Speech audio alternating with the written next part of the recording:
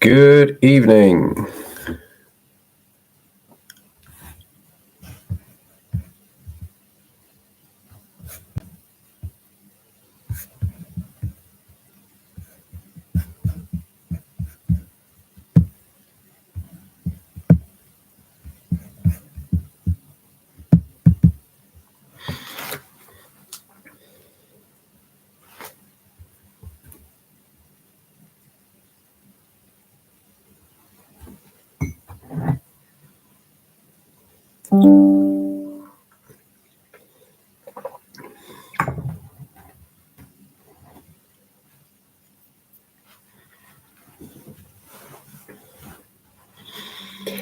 Good evening, good evening, good evening.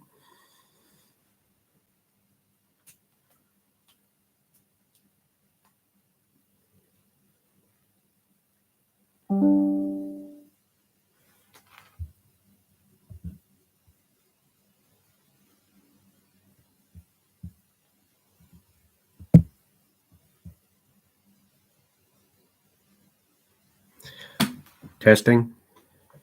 I can see the dots moving, it's fine.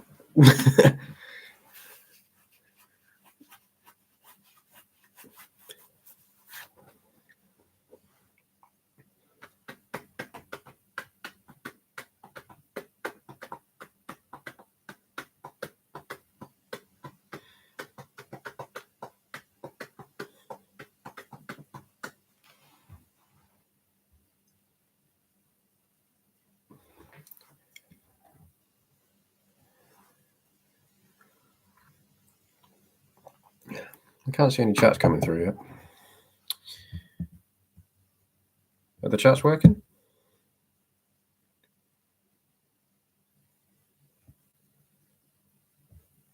Oh, no. We're good. We're good. I was worried for a second. I was like, have I broken the chat already? Good to see you again, Vlad.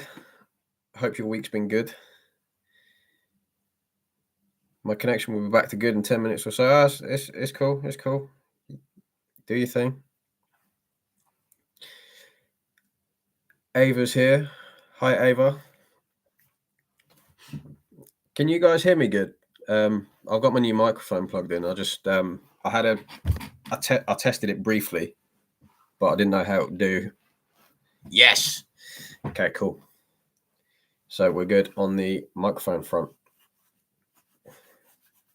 It's going funky colors as well. I quite like it. So a little bit of a preview. That's what it looks like. Tiny little thing, but it's pretty good. I quite enjoy it.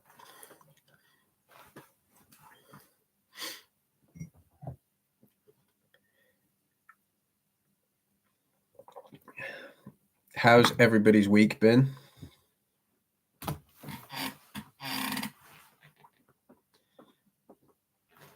I hope it's been well. Hazel's here. Hi, Hazel. How was your rest?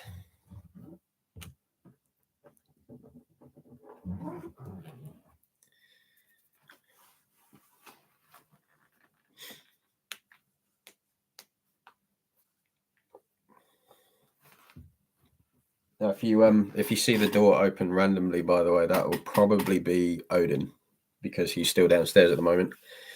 We had fireworks going off earlier today, and he likes to bury his head in the sofa while that happens. But it's all right. It doesn't last for long. I'm awake. We're all awake, just in a different respect, I guess. So I found my favorite mug again, which says "You'll do." We'll all do a lot of things.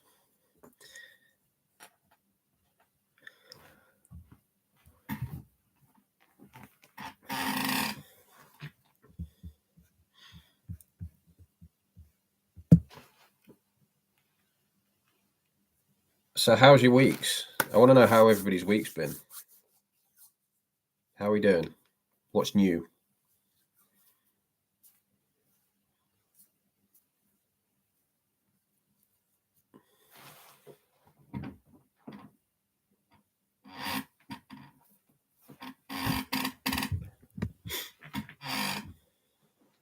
My squeaky chair.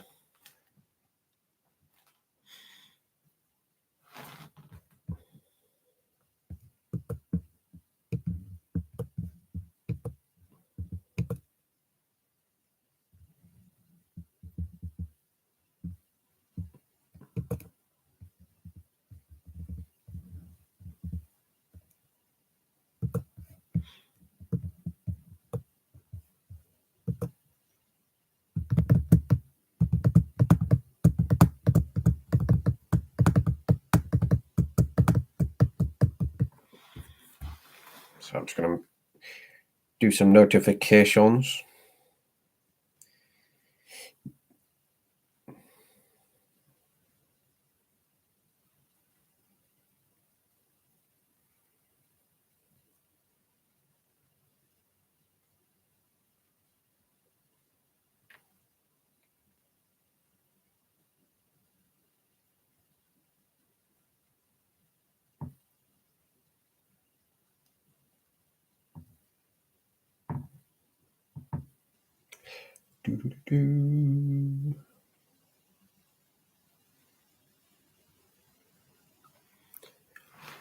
Let's go.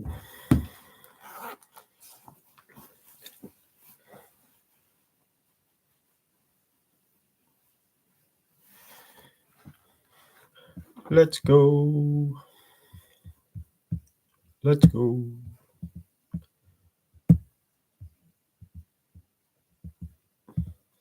Wow, I noticed the viewer count's not accurate compared to people participating in the chat. That's interesting.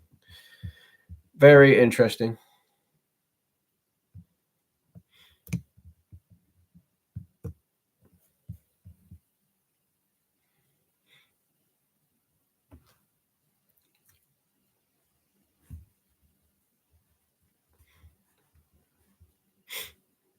So I think what we'll do is we'll wait a couple more minutes for people to come in. I know a couple of people said they really wanted to be here today, which is always good.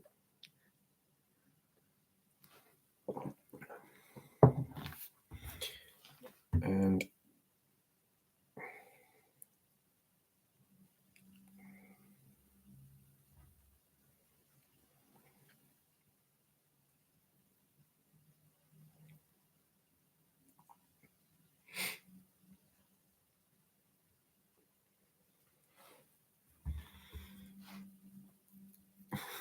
basically. So there's a guy on Instagram that always, well, not always, but he regularly posts about his little adventures. He takes hikes in forests, mountains, and things. And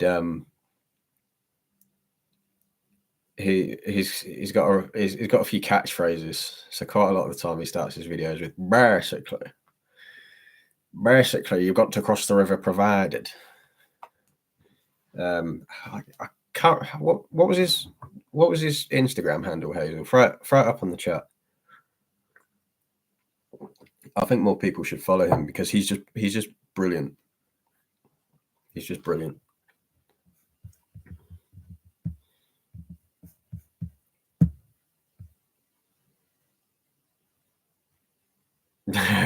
I just love the name as well. Jam Slag.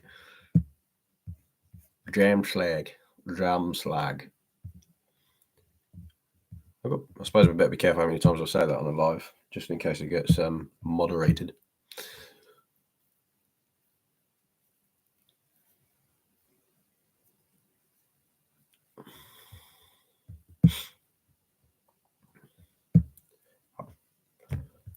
I don't know what the rule is around that particular phrase because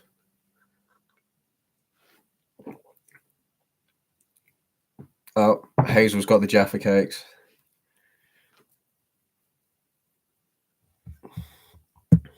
But what flavour are they? I think is the more important question.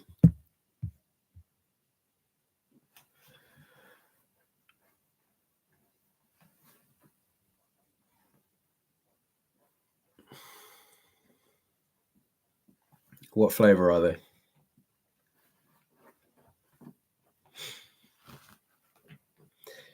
Original. It's always about the original. Nothing more, nothing less.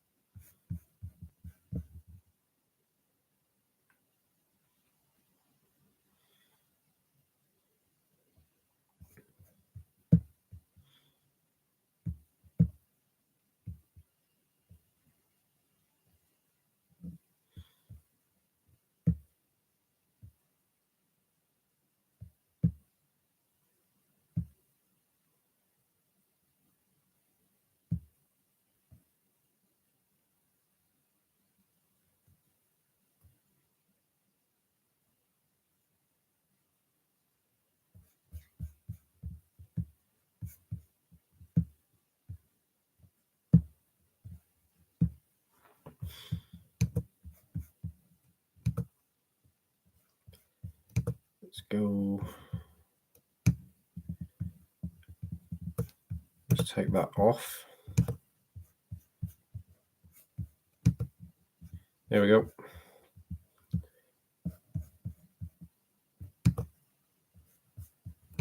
I don't think we need slow mode on because nobody's absolutely spamming the chat, so it's fine.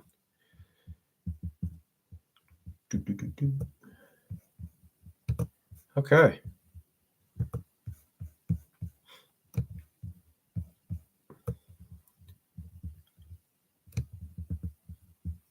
So how are we all feeling?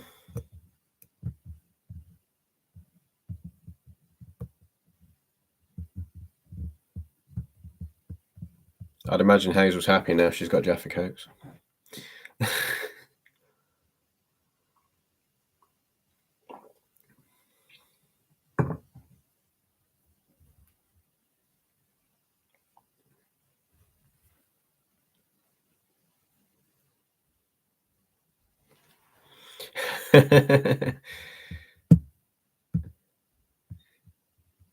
You've got to do it though. I mean, if there's not a single food that makes you feel that little bit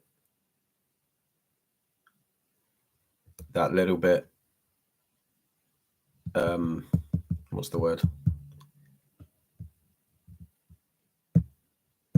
Excited? Is that the word I'm looking for? Then I don't think you've tried enough food. Personally speaking, anyway. Is that a high five or a prayer hand? I'm on the fence. I think it could be one or the other. Because a lot of people I've seen, a lot of people I've seen have used it as prayer hand, or when they're showing gratitude on the socials, they often use that emoji. I think people have been saying that for a while. There was a large debate about it as well, and I think a couple of the other ones made it into that kind of fold as well, where they're debating what they actually were. So I'm on the fence. Use it how you see fit. If you want to use it as a prayer hand, you go ahead and use it as a prayer hand. If you want to use it as a high five, then it's a high five. Yeah, it's whatever you want it to be.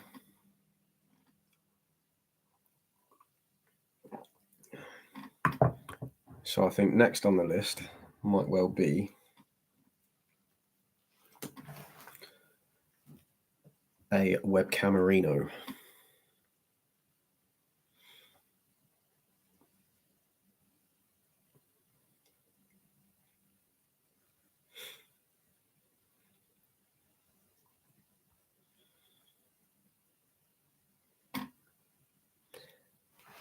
Ava, you did. You saw someone say Jaffa cakes. Let's not let's not be arguing about Jaffa cakes now.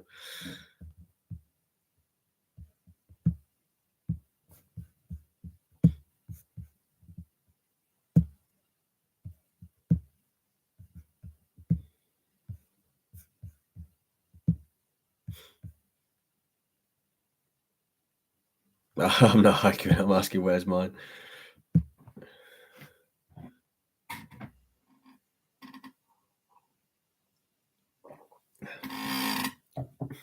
I appreciate that, Hazel. Thank you. Thank you for the virtual Jaffa cake. Bonjour, Gunnar. Have I pronounced that right? I always think it's Gunnar or Gunnar, but there's usually in Gunnar. I'm sure there'll be two O's. But Gunnar's here. Hi, Gunnar. He made it.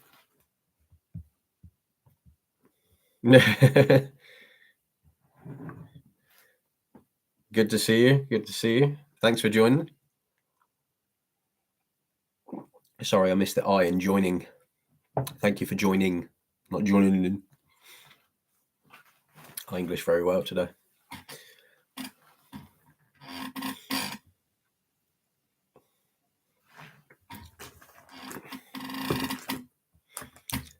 So, Gunnar, just to give you a bit of recap over the past few lives, I made a recommendation on a book. So this is what got me into manifesting. Professor Steve Peters' The Chimp Paradox. It's a very good book, and it talks about the three elements of how your mind works. So you've got the chimp part, which is the straight off the cuff, emotional sense. Then you've got the human part, which thinks about things a little bit more logically, spends a bit more time, is a bit more indifferent. And then you've got the computer part, which forms your routines, habits, and and there's a whole. It's quite a hefty guide on how that works. So if you haven't read it, I fully recommend it. I know to Ava and Hazel, I might be sounding like an old record here, but I was giving them a pretty brief catch up. If you do get it, let me know what you think. There might be an online version of it somewhere. I'm not sure, but I had to get the physical copy because I wanted to sit down and read it. Hazel, on the other hand, will be very picky on my English. We're not going to talk about accents and dialects here, because that's a whole different debate. That's a whole different debate.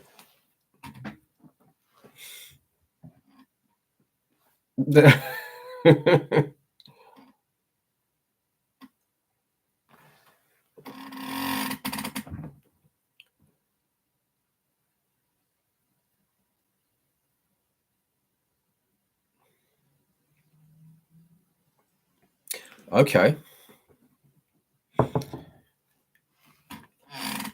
So, do you sabotage your own happiness and success? Are you struggling to make sense of yourself? Do your emotions sometimes dictate your life?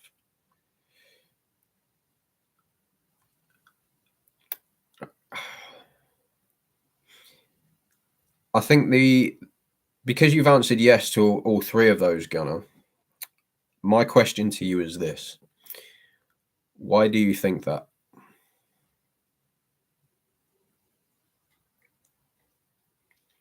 That's my question to you. Why do you think that? I can't remember if you may have seen a post I created on one of the communities where I said you are always exactly where you need to be at exactly the right time. When you are ready, you will see those doors open. Everything in this world, in this reality, has its appointed hour. Everything.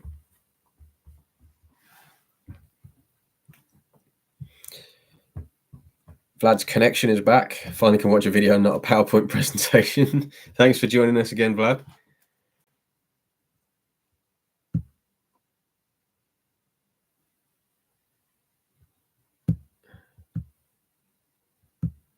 Glad you could join us once again. Second week in a row. I'll have to start buying loyalty cards for people. You know, get 6 stamps, you get another one free. They're still free anyway.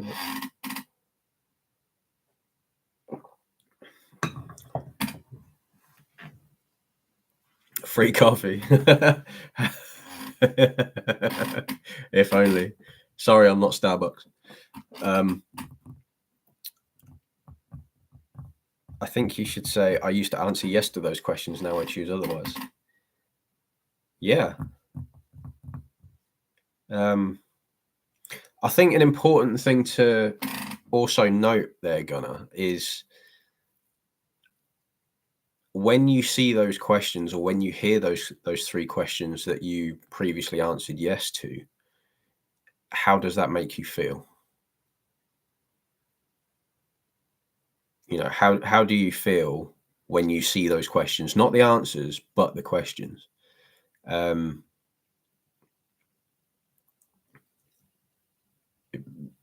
Because you know, it all starts with you. So if you got a particular feeling that occurs when those questions are being asked, that might be telling you what you need to look at, not necessarily what you need to work on, because not everything requires work. It requires more. I think it requires more awareness. If you're aware of what your thoughts are making you feel, then that's a catalyst to change it. You know, and don't get me wrong, it's sometimes it might, it's more dependent on you, but it might not happen overnight. So don't expect results when you wake up tomorrow morning.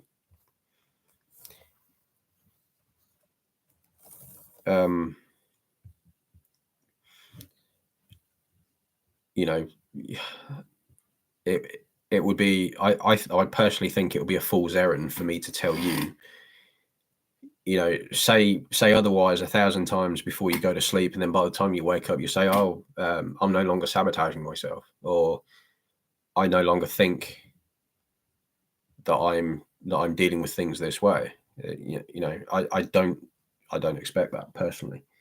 However, this is you, and you know, you are in charge of your reality by shaping who you are. Yeah, it's not always flipping the script. Sometimes there are things that will come up, and the more you try and flip it, let's say flipping the thoughts like a pancake, you know, you keep flipping the pancake, keep flipping the pancake, keep flipping the pancake. Eventually it'll cook. But then you're still going to have both sides, you know what I'm saying? Whereas, you know, it's more of, yes, be aware of what's going on at that particular time when those questions are being asked. But then you need to, well, I think you need to have a look at how that can be changed. And it's a process. It's a marathon. It's not a sprint. You know, without chaos, there's no peace. You know, it's always going to be a yin yang situation. The path we decide might seem straightforward, but there's going to be huge climbs. There's going to be drops. There's going to be obstacles. There's going to be fires to walk through. There's going to be floods. There's going to be piranha infested lakes, if that's something you think about. But never doubt your ability to overcome all that to get where you need to be. And when not if, when you get where you would like to be. When you get to the person, when you finally become the person that you have always wanted to be, when you started this journey, when you finally become that person, you will look back on that and go, this had to happen in this order. It's the same along the bridge of instances. You know, you won't know that you're on the bridge until you look back and go, okay, so I'm connecting the dots now. Exactly. If you want peace, prepare for war. I think the Latin saying for that was "Si vis pacem, para bellum." Yeah, I know Latin. Well, I don't know Latin.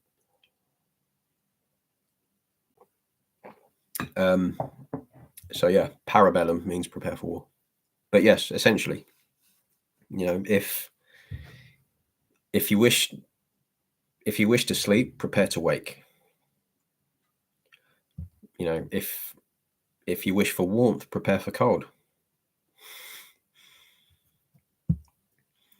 The list goes on. The list goes on, Gunnar. The list goes on. But yes, as Hazel said, it's basically a hike. Hazel says, "I'm so thankful for all the heartbreaking situations that brought me here.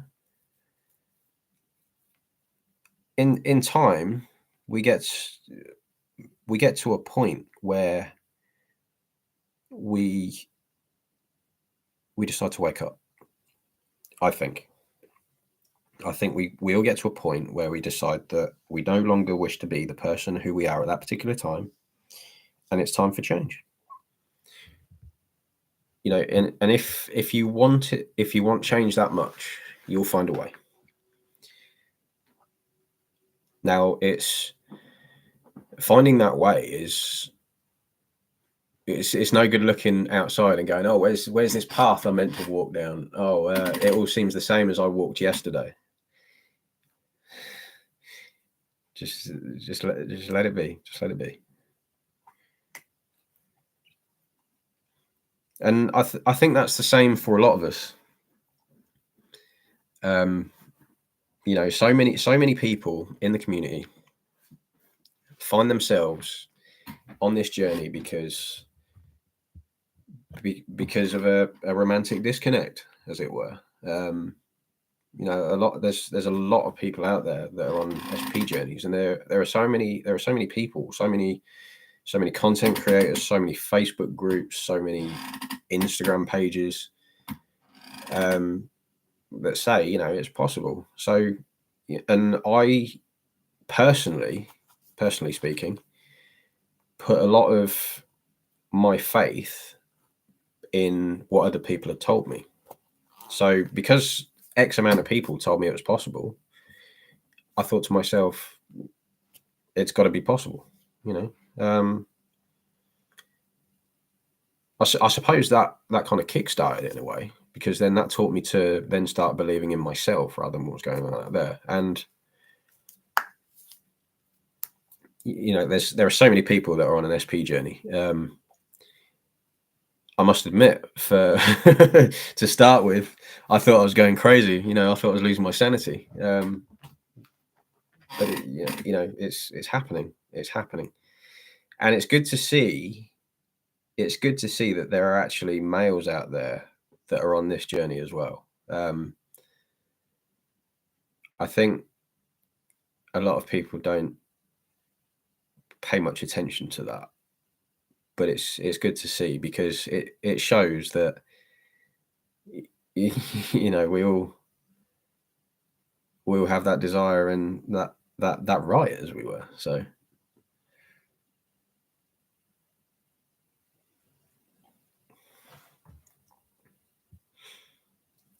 it's about the journey.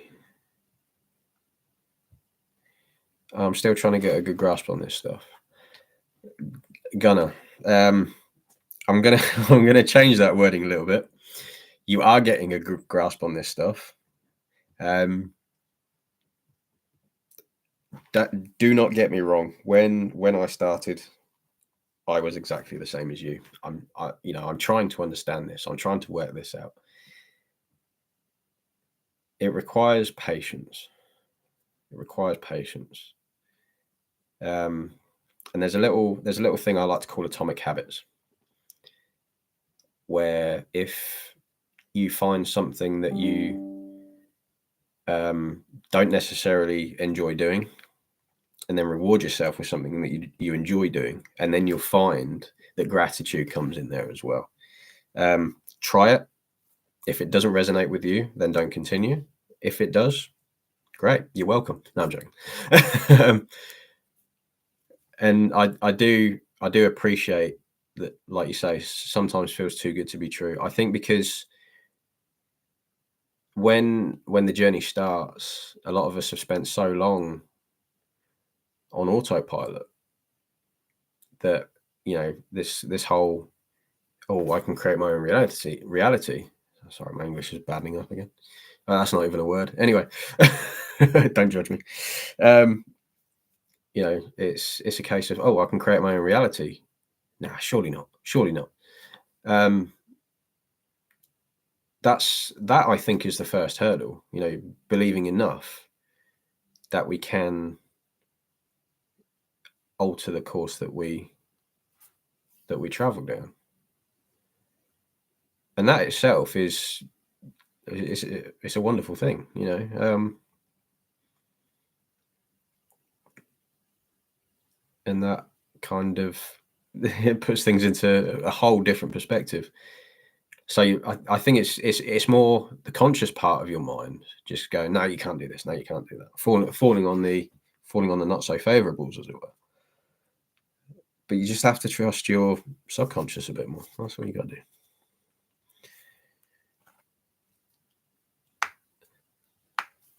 The thing with self-transformation is, at some point, you will want for nothing. You will not allow perception of lack to consume you. Exactly that. If I could, I would. Let me see if can I highlight that.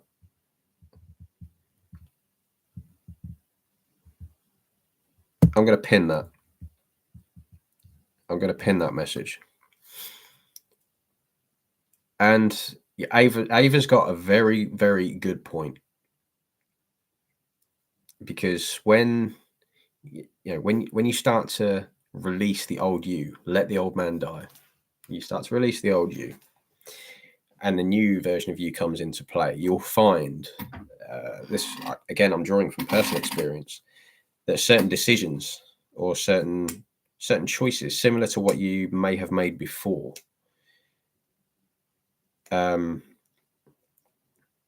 will come again, and then it's on you to make either the same choice if it benefited you, if it resonated with you, or make a different choice if it didn't, or if it doesn't now, because it's all about the now.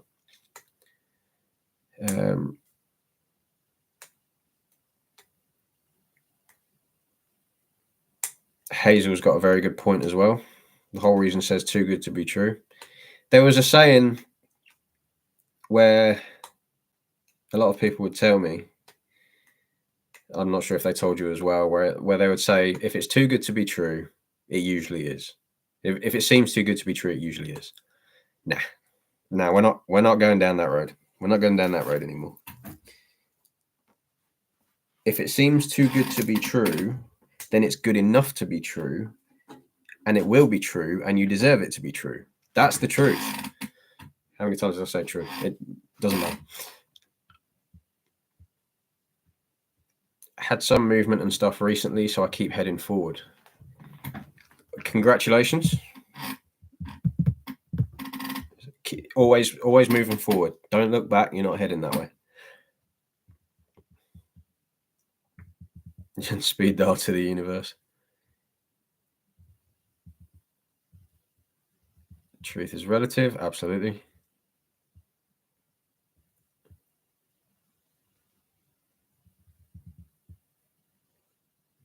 The universe delivers in Costco.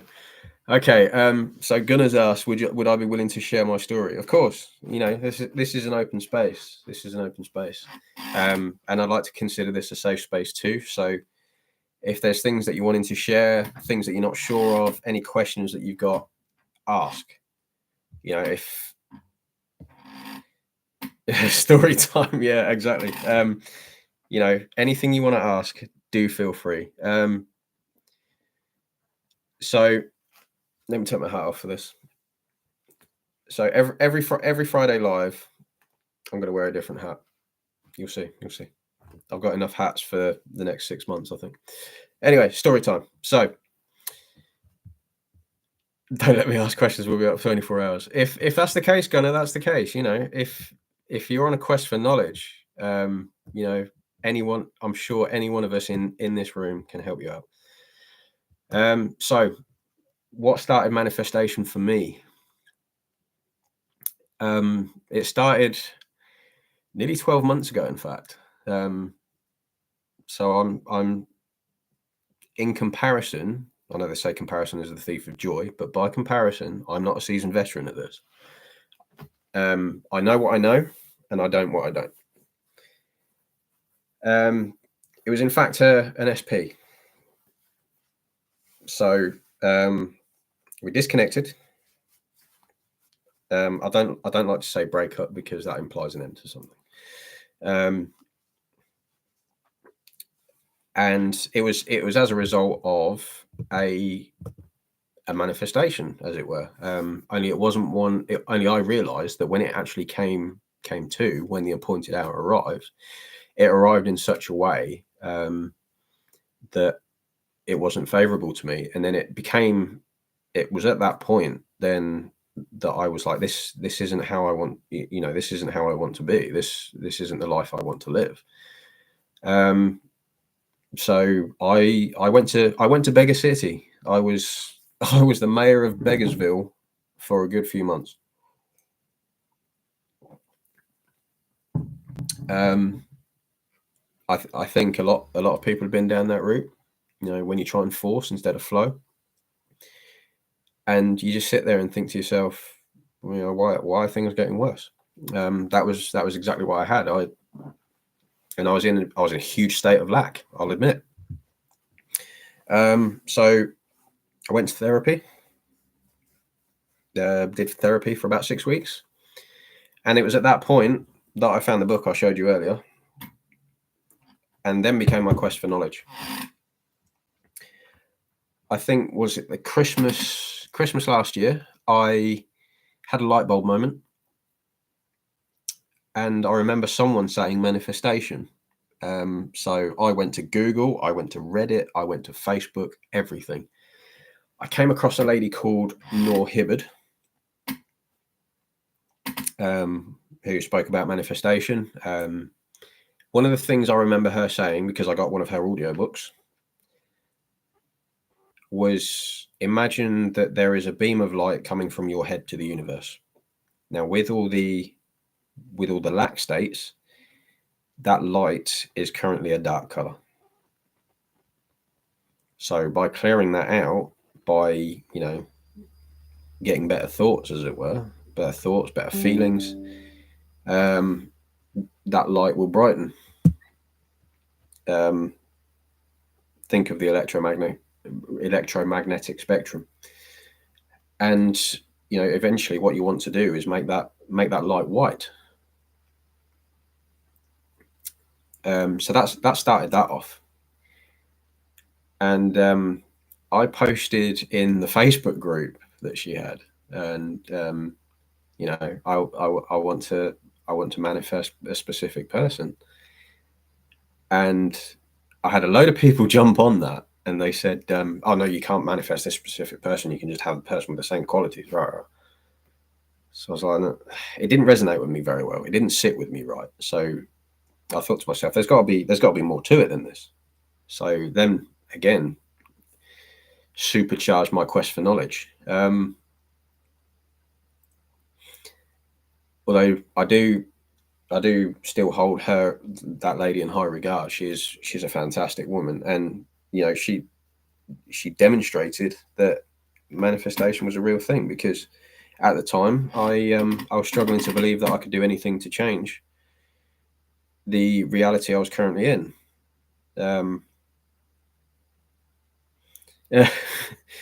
So then came along my ever-growing search for, a Facebook group that resonated with me.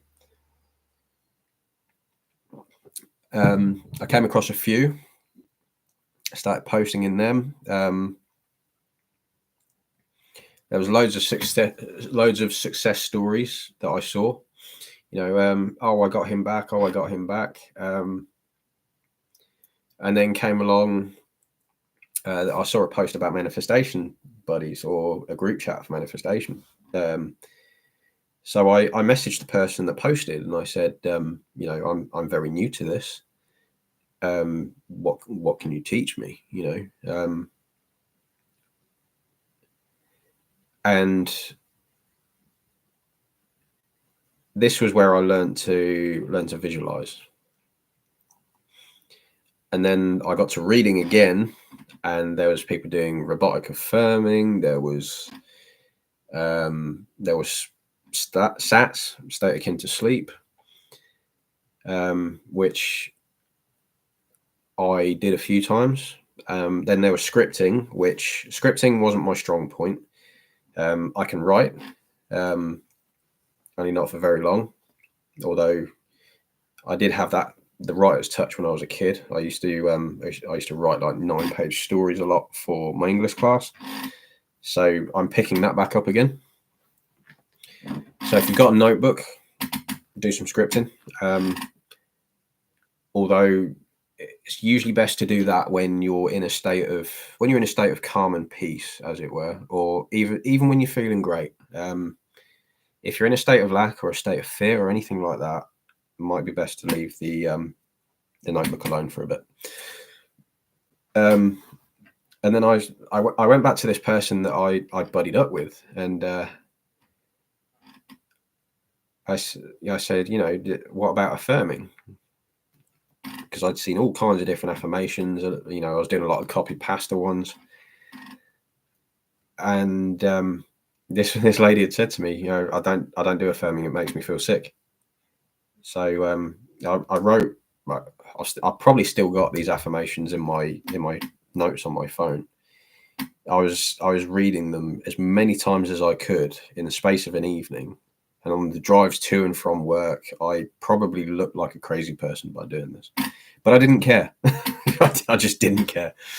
And it got to a point where I was getting out of breath. I was getting tired. And I thought that, there's got to be more to this. And then I found subliminals. Shout out to Rita Kleminski. I found her YouTube channel. So there was a bunch of subliminals on there. Started getting headaches. I think the frequency of those didn't sit well with my brain. And then I literally just dived into all the content I could find, just trying to consume it all. I was up till I was up until silly hours of the morning, trying to consume as much content as I could just to feel better, just to feel more hopeful, as it were. And then I think it was it March this year, I stumbled upon the Here Nor There channel. And it just, as I was watching these videos, it just made so much more sense than anything else I'd ever consumed. And it got to a point where it started to sink in that I thought, well, instead of trying to force change from out there, the whole time I'm not working on what's in here and in here, nothing out there is going to change. So, it all starts with you, and, feeling is the secret.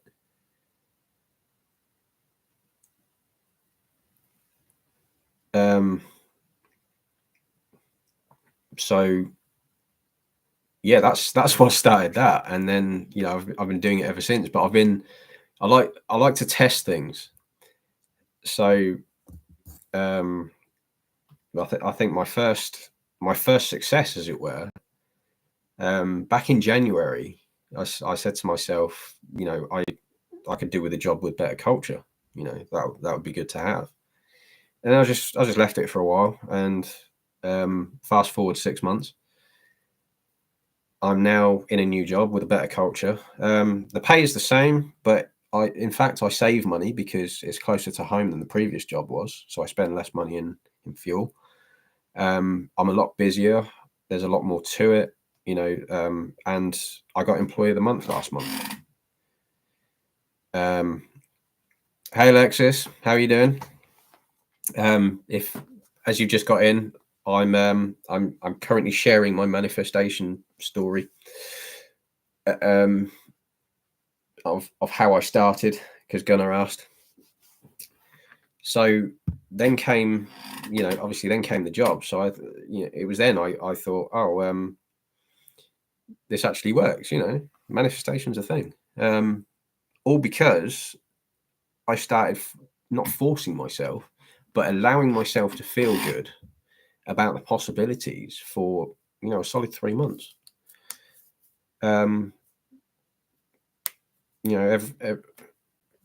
Everything has its appointed hour. Hazel, you asked which one of Sean's videos gave me the aha moment. I think it was the one where he went through. No, sorry. It was the Pearl of Great Price.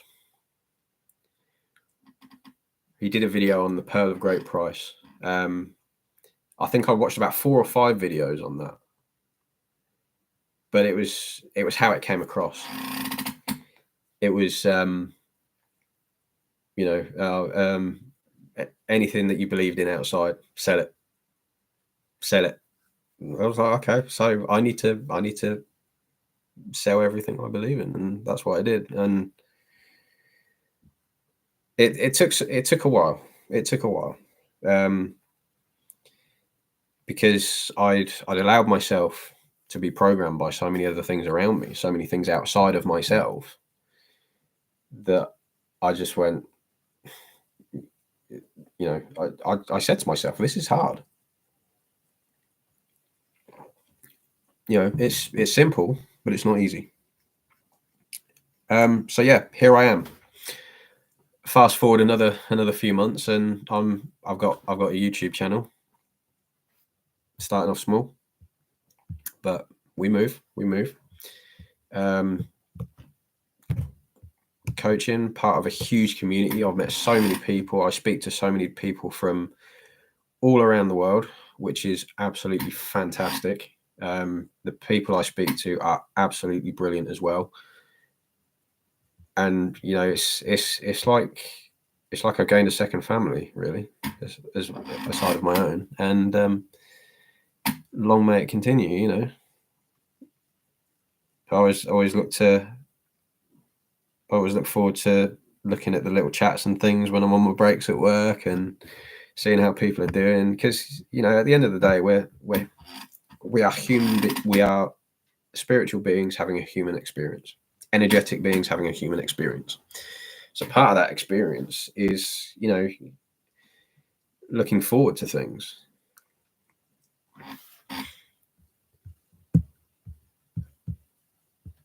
So yeah, that's my story.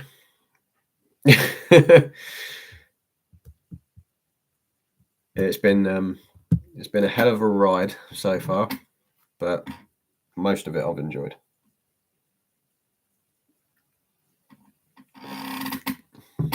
I appreciate you guys for listening, because I think anybody else I would have bored them to tears by now. But no, that's absolutely fine. This is a space, and it's a space that I'd like to curate for anybody and everybody. And that being said, I don't think we should be worried about the kind of things we share with each other. At some point, somebody is going to be going through a similar thing, or has been through a similar thing as you, and in a lot of cases you might be able to learn something. You never really know. I like to see every day containing a lesson. For example, today I woke up late. That's on me. That's my fault. I forgot to reset my alarm, and I had a bit of a late night. So yeah, I've been a bad boy at school night. And previously, if I'd woken up late, I woke up with literally 15 minutes to spare before I had to go to work. Previously, I would have been rushing around. I would have gotten really agitated. But today I woke up and I went, okay, so I've got 15 minutes to be in. First thing I did was called my manager. I says, I'll be honest, I've woken up late. I'm going to be a bit late in. He says, okay, cool. We'll see you when you get here. Now, if I'm late, I'll make it up at the end of the day because I do not like being late for anything. And on the journey to work, I encountered traffic. So instead of getting angry, I'm like, okay, there's traffic. Not really a lot I can do about that. Just wait for it to go. It'll pass. So the lesson there was patience, being patient with myself and patient with what was going on around me.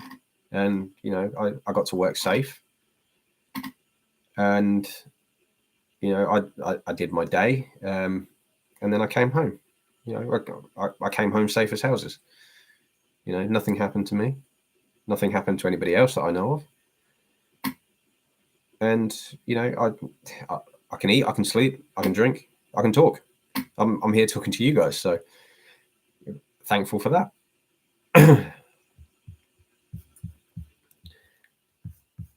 But yeah, I think there's a lesson in every day.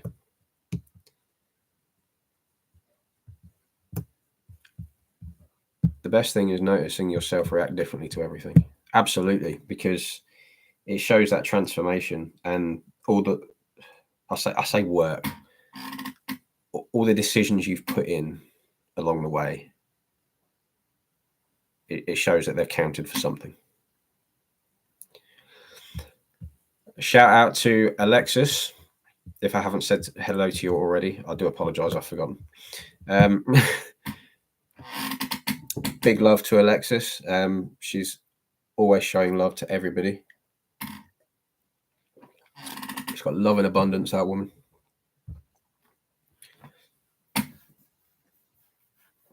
How's your week been? What's new?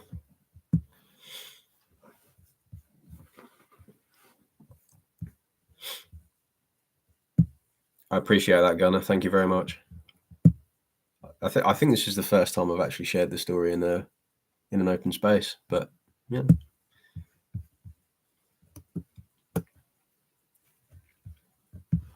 Because I like to operate the go tell no man.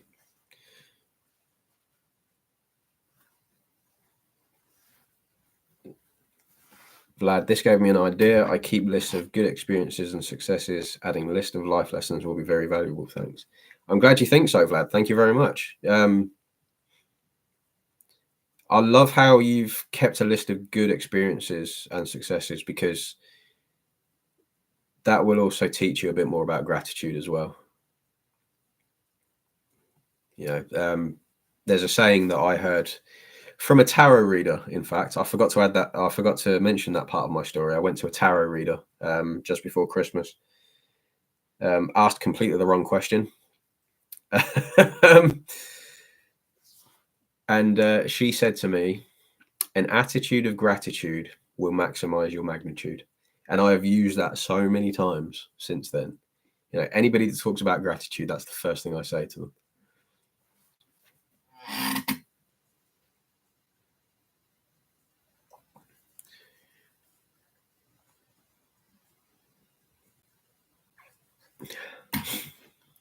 Gunner. Right. So he says, I wish I could have some manifesting successes to back me up a little, give me faith. Am I right in thinking or saying even that you managed to buy a car that you wanted recently, or was that somebody else? If it is, that's a manifestation and that's a success. If not, we can go to something else, because I am sure that there is something there. You're just overlooking it.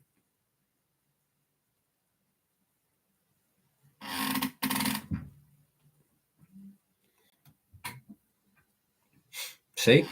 Yeah, you changed your car last month. Hazel's just said, your whole life is a manifestation. You're manifesting every day. At some point in the past, you wanted to be where you are now, or you wanted to be who you are now. Ava says, you know what? I've told you about a circumstance that happened, but I'm still seeing that I'm having a good week and a good month so far. Ava, that is amazing. There's, what's the word? What's the quote I'm looking for?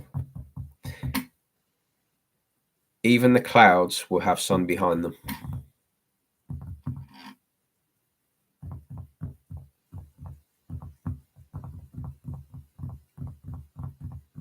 Even the clouds will have sun behind them.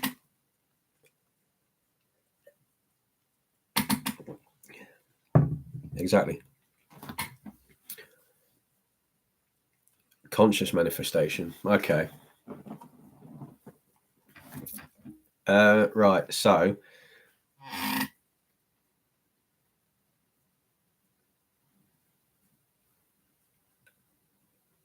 I think the trick here, Gunnar, is detachment. So quite often, this is from my experience as well. I've had a couple of successes more recently. So I manifested a new laptop, and then I also managed to manifest a very expensive all-in-one PC.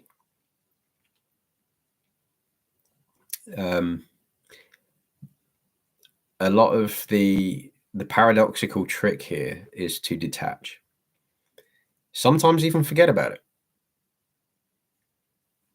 and then the timing will align to its appointed hour. A lot of people will say, if you were to plant a seed, are you going to stand there staring at it, waiting for it to grow, whilst you've got other plants growing? Because I think the last thing you're going to do is stand there for 3 days when you've just planted that seed and watered it and gone, it's not grown yet. It's not grown yet. It's not grown yet. Of course it's not grown yet. You got to leave it to grow, you know. Tend to your other plants.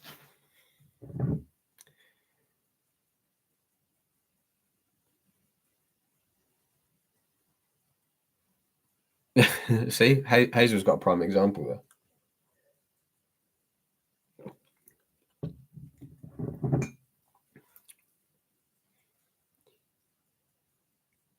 Exactly. A watched pot never boils.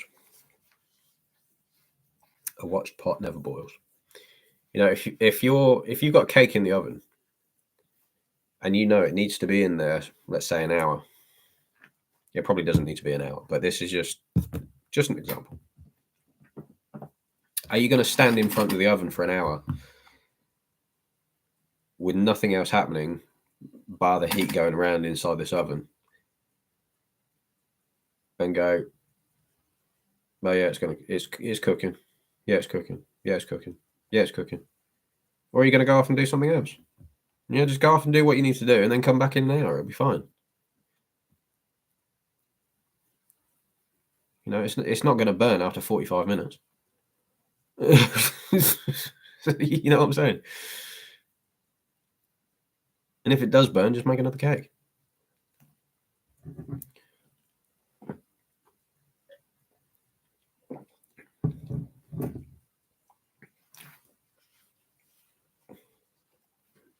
But yeah, it's very, very much like a garden. You know, you can either grow flowers, or you can grow weeds.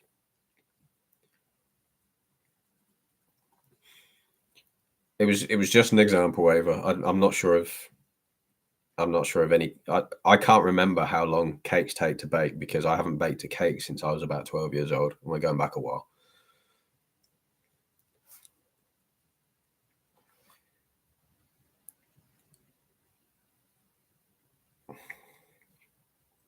I get that, but as you know, I'm on an SP quest. SP quest. I'm doing that ball technique. Is that the one where you're feeling how the ball feels? You know, trying to remember how figuring out how the ball feels whilst you're in a meditative state.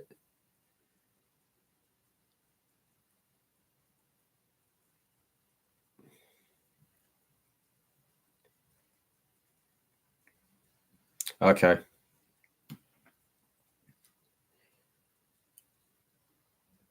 Right. So techniques are simply a tool. So by doing it every night, how you feel about how I say this is dependent on you?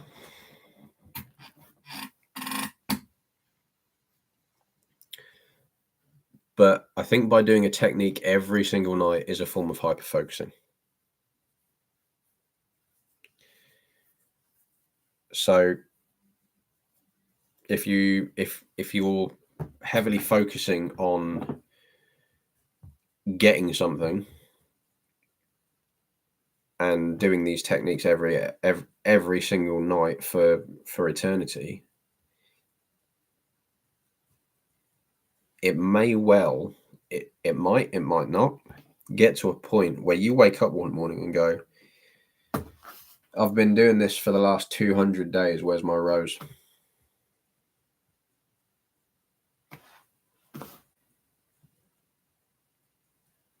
Because you're focusing, you're hyper focusing. A watch pot never boils. That's essentially you're watching the pot there. So I think the key here would be focus on you.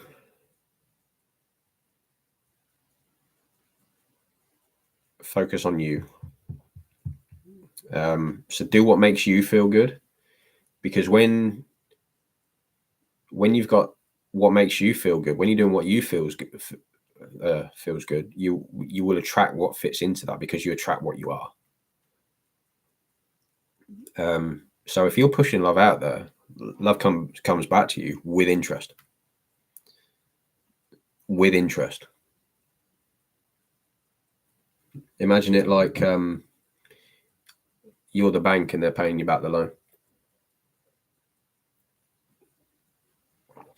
Always has interest.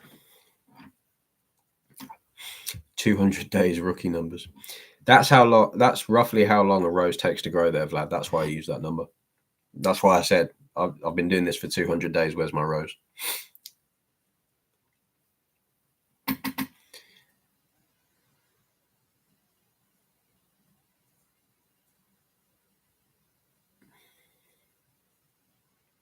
Okay, that's good, Gunnar. But yeah, don't always focus on techniques, because a lot of the time it's effortless. You may have heard me say earlier, it's simple but not easy. So I think because when we start this journey, we go, oh, if I keep doing this, it will come to fruition. It will come to me. It will find itself in my reality. That's adding a condition to it, but then there's the question of, okay, so when you do get that thing that you desire, are you still going to be doing the techniques? Are you still going to be affirming or whatever it is?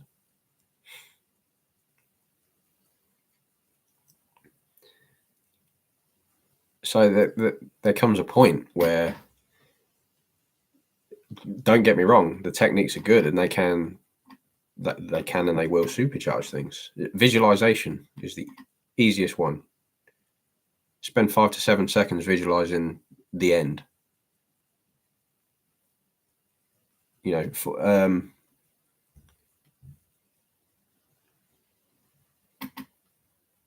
Exactly as Ava says, it's your decision to lock in that secures it. And there's getting it, and then there's keeping it, and it all depends on you. So if you're, I think what's more important to look at is keeping it rather than getting it in the first place, because getting it's maybe the easier part. Keeping it, that's the bit that you really need to work on, because that depends on who you are. For example, am I a person that can keep a car running for X amount of years? And it's that decision that goes that depends on how long your car's going to run for, Because if you decide that you're a person that can only keep a car for 6 months, then you're going to get a car, not change the oil. Car's going to blow up in 6 months. So, and the same principle can be applied to relationships. Am I a person that can only keep a woman for 6 months? The question that I often get people to ask is, would the best version of me be happy with this decision I'm making? And there's a bit of irony to this, because if you have to ask that question, the answer is no, because you're second guessing. So it's a bit of a cryptic question, but it usually works.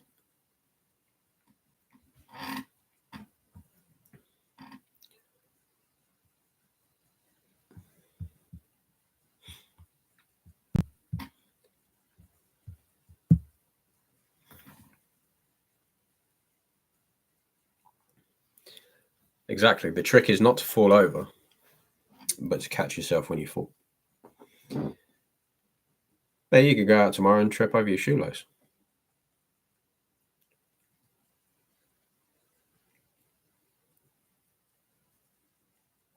Exactly. If there's a deep desire for something, it means that a version of yourself already has it. Tell me I'm wrong. Don't argue with me. But no, I'm so glad that you've asked these questions, Gunnar. Thank you. And I can see that Vlad's learning something as well, which is amazing. I'm glad people are, entering this space to learn from each other.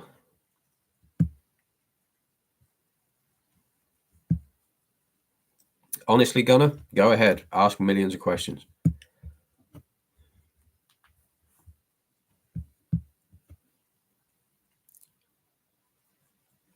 And my promise to you, or to anybody that asks questions in this here chat, is I will be 100% honest with you, and I will give the best answer I can.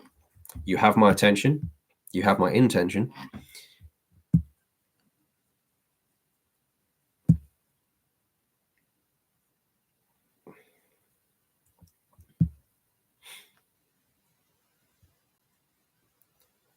Thirsty for knowledge, but also for successes, and doing it so easily.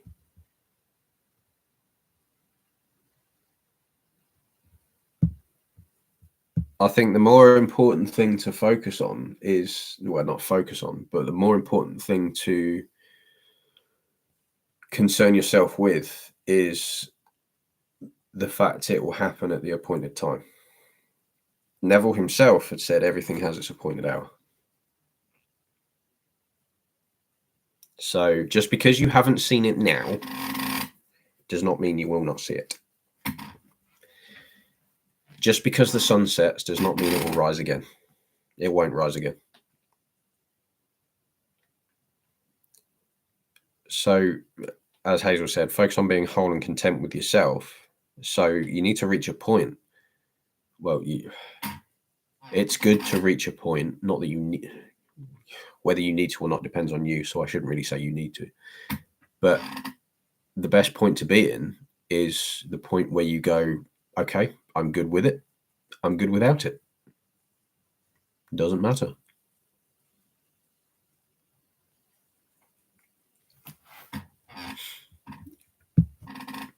It's at that point where the magic happens. But the magic's always happening. You're just not seeing it. It's fine. Just chill.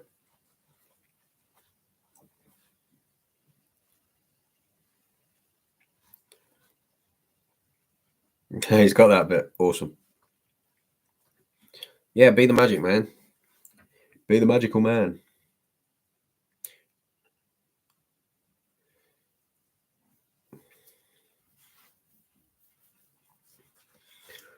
It's where the magic happens. Oh, getting a bit cold, man. I've got the heating on as well. Your word is your wand. That's why they call it spelling.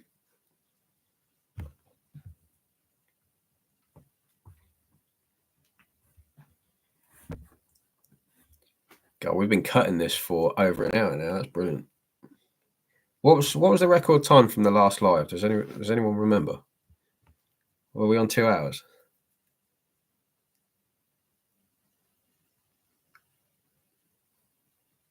That was from a Bruce Lee quote. He said, "Never talk negatively about yourself, even as a joke. Your body doesn't know the difference. Your words are magic. That's why they call it spelling." That's what he said.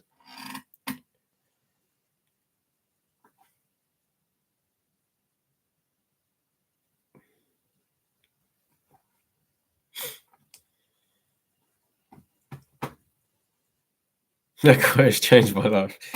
You need to watch more Bruce Lee films. There was one. I think it was, what film was it? Enter the Dragon, where he said, "Be shapeless and formless like water, because it can crash, it can flow, it can drip," something like that.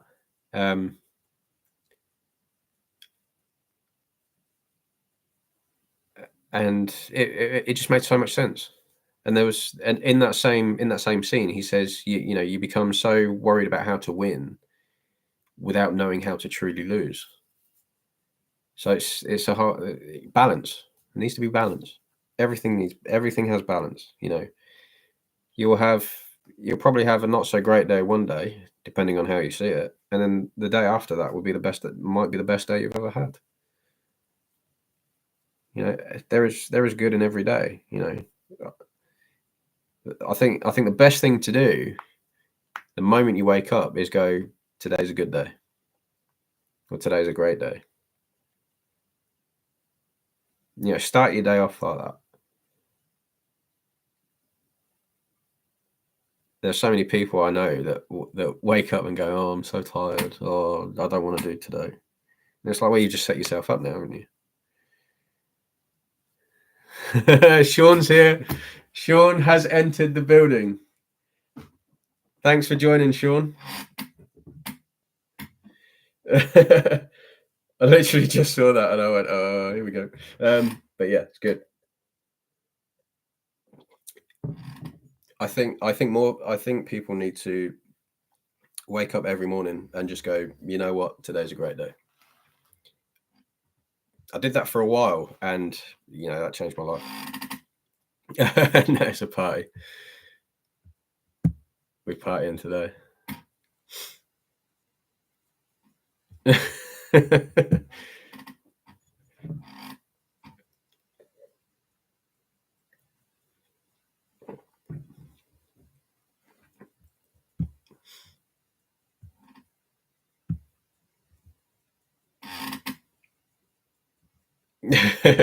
Yeah, Sean, I've decided to make you a mod so you can keep the riffraff at bay.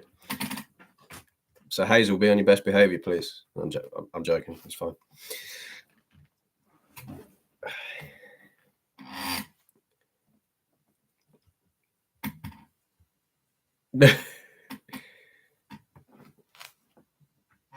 Ava, today was a great day. I'm capping it off with a great evening. See? Amazing. That's all you need to do. All you need to do.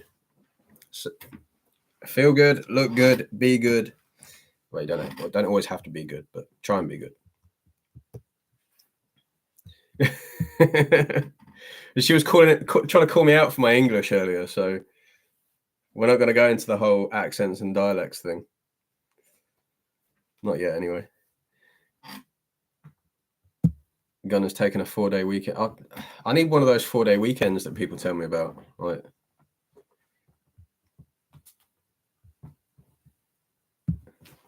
I need one of those 4-day weekends. I'm actually surprised that Odin's not entered the chat yet. Check the camera, make sure he's still alive.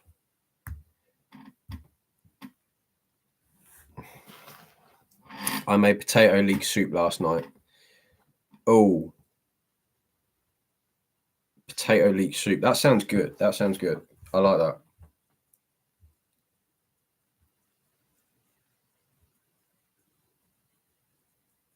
Where is my hound?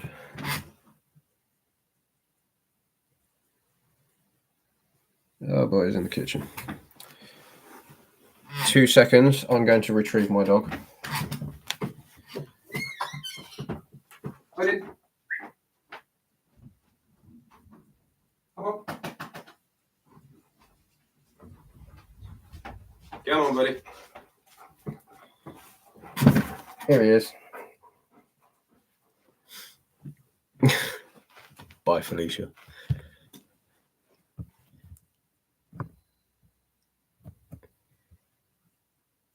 You vetoed Chick-fil-A. Why did you do? No. Why? Let's move that. No, don't get under the desk, dude. Come on. I think I'm still frightened from the fireworks. Come on, this way. Come on. You're in the way. Come on. Thank you. Don't look at me like that. You're just sad because I won't let you under the desk. I need to put my feet there. I can't believe Sean vetoed Chick-fil-A. Why? I feel like that's unholy. Because considering they don't do Sundays, I feel like that's unholy. All right, sit. Good boy. All right. Cameo appearance. There he is. Odin, what's this? I think he's still frightened by the fireworks.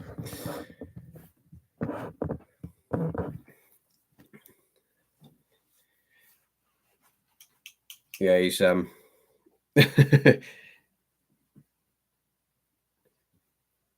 yeah, the fireworks have been going off a lot of tonight, so he's cowering in a random corner he can find.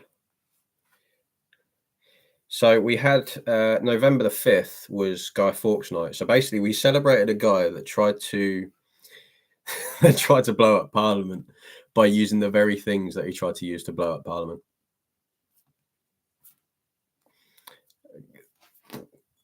Where ironic.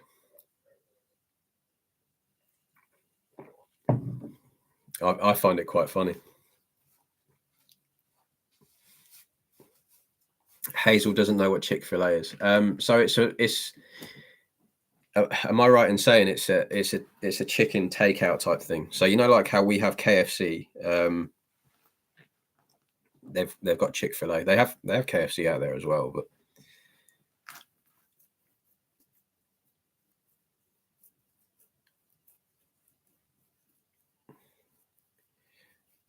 Gunner's in Quebec.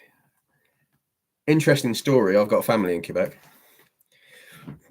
The Quebecois, or is it Quebecoise? I think that's the female translation, isn't it?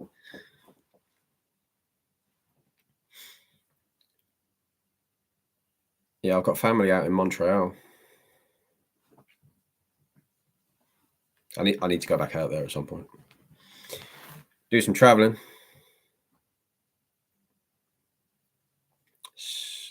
Saguenay. Do I remember Saguenay? Is that where that really large Chinese restaurant is, and it's all on one floor? Or or is that more Montreal? I can't remember. It's so long ago. I think I was about 12 years old when I visited. 2003. 2003 that was. I was in New York for 2 weeks. What is my favorite memory of my current city?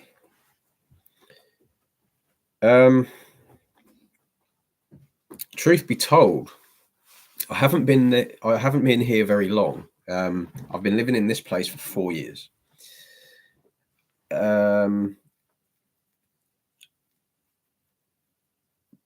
So I'm going to put it to the next nearest city, which is Portsmouth. It's about 20 minutes away. So my favorite memory there, I think, was when they had a sausage and cider festival, I believe. And I ate so much food that day, and I drank so much cider. It was unreal. And there was just so many of us as well. There was a group of about 15 of us, and it was all good. You know, it was all good people, and yeah, it was just amazing.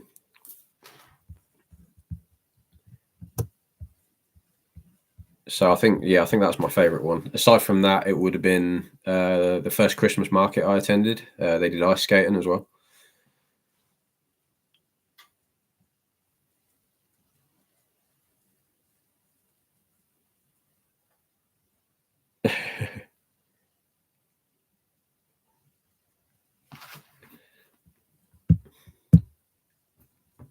But yeah, there's not many. There's not as many as I'd like. But I've moved around a lot. Gun Wharf area. Yeah, that's mainly high end shops now, high end stores. So they've got Oakley, they've got a Cadbury store in there which is full of chocolate. There's a few restaurants there, like big old pizza ones, proper Italian restaurants. Yes, I am Gunner. I'm in the UK.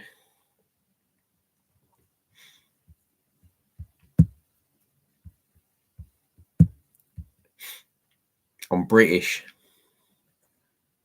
We call it British because we drank all the tea.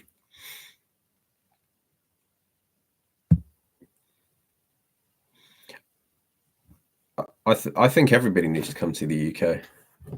We should do a London meet or something. I found a really cool go-karting place in London. So if you're into go-karting, we'll go there. We're linked by our king. Yes. I looked into how Canada became was it Commonwealth?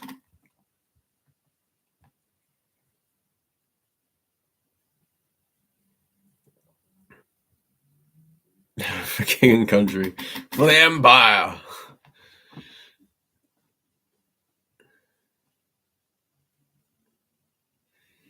I don't think I ever asked you directly, but what was your very first sign that led you to conscious community?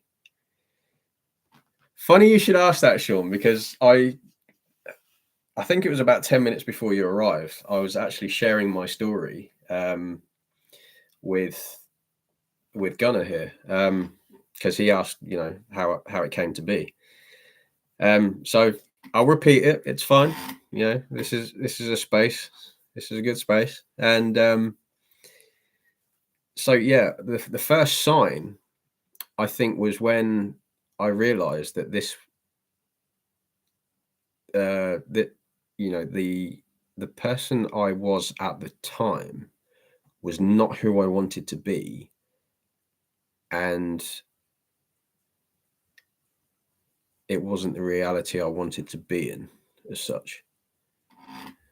And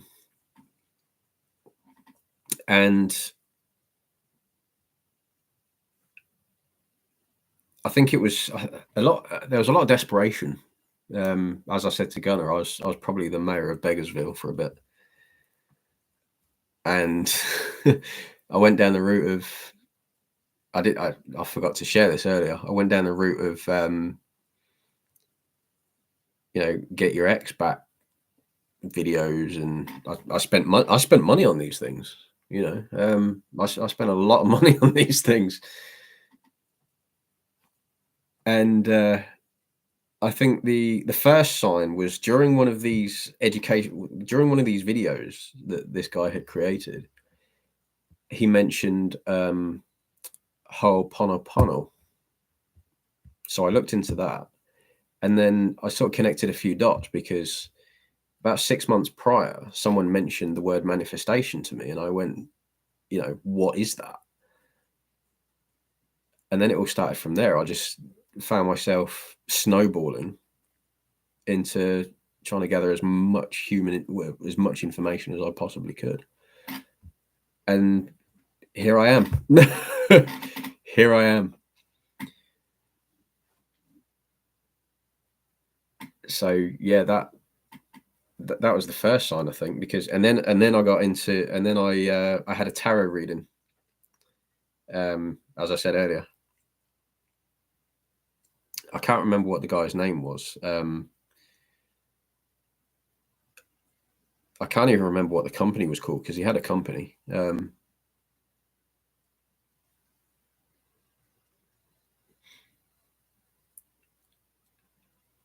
Yeah, so I had a tarot reading, as I mentioned to Gunnar, and I asked what I now think was maybe not the best question to ask. So I kind of dived into it and went, well, I got to find out all I need to find out, and then do what I need to do, which brought me here.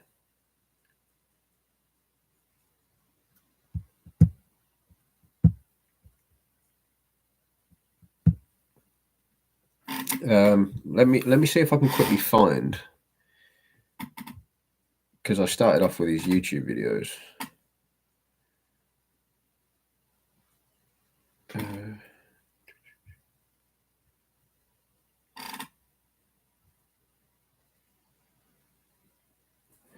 Let's have a look.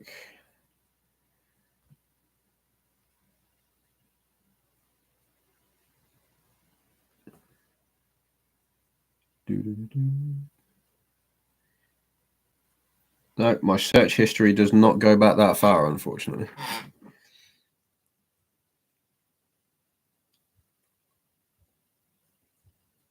Although, I'll be honest here, there is times where I had moments of doubt. So I was looking for signs.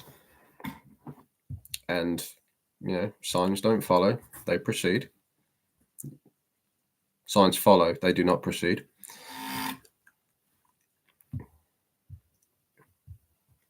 So then I'll stop that.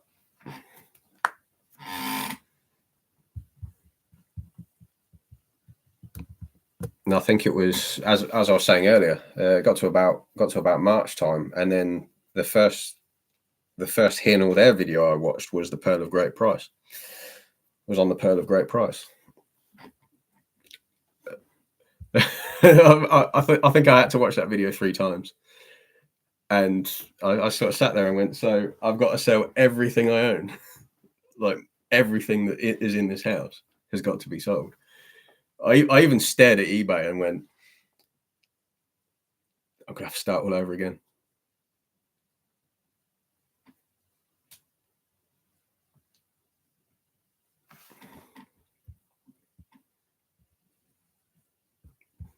So yeah, that happened. That happened. Crazy shit.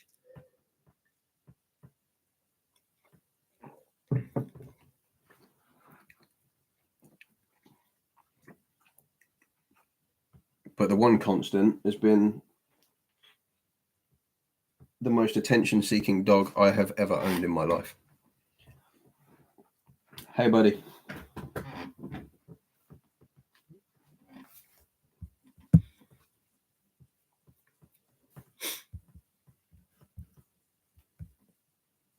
So where are we?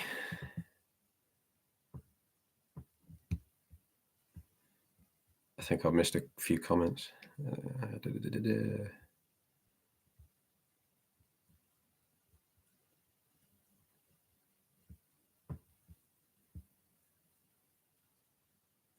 Corey Wayne. I've never heard of that guy. I've never actually heard of that guy. Probably just as well. Otherwise, I probably would have paid him who knows how much money for something that I might not believe in.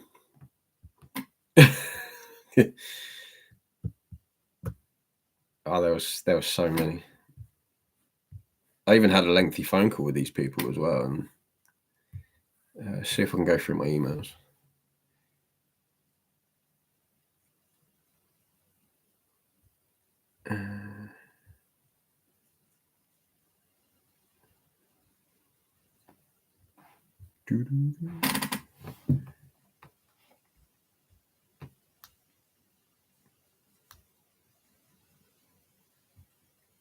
Cole Zessiger as well. Followed him on Instagram. Unfollowed more recently.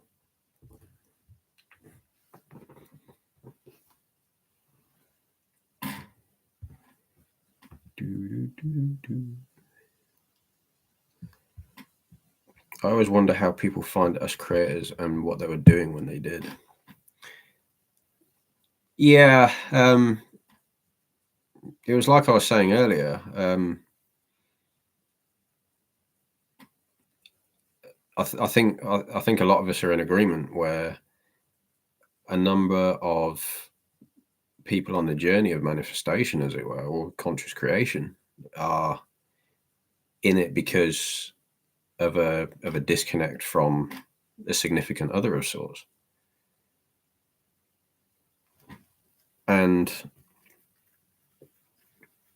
you know, it's a sometimes it's out of desperation, and then there's going to be there's a minority where people simply just want to live better, and I think in the end that's how we all want to be. We want to live better, and so we will stop at nothing to get that. And it's one of the things I've said quite often. I heard this from a basketball coach, in fact. He said, if it's important, you'll find a way. If not, you'll find an excuse. And that was one of my takeaways from that course I went on. I got MVP twice. Just saying.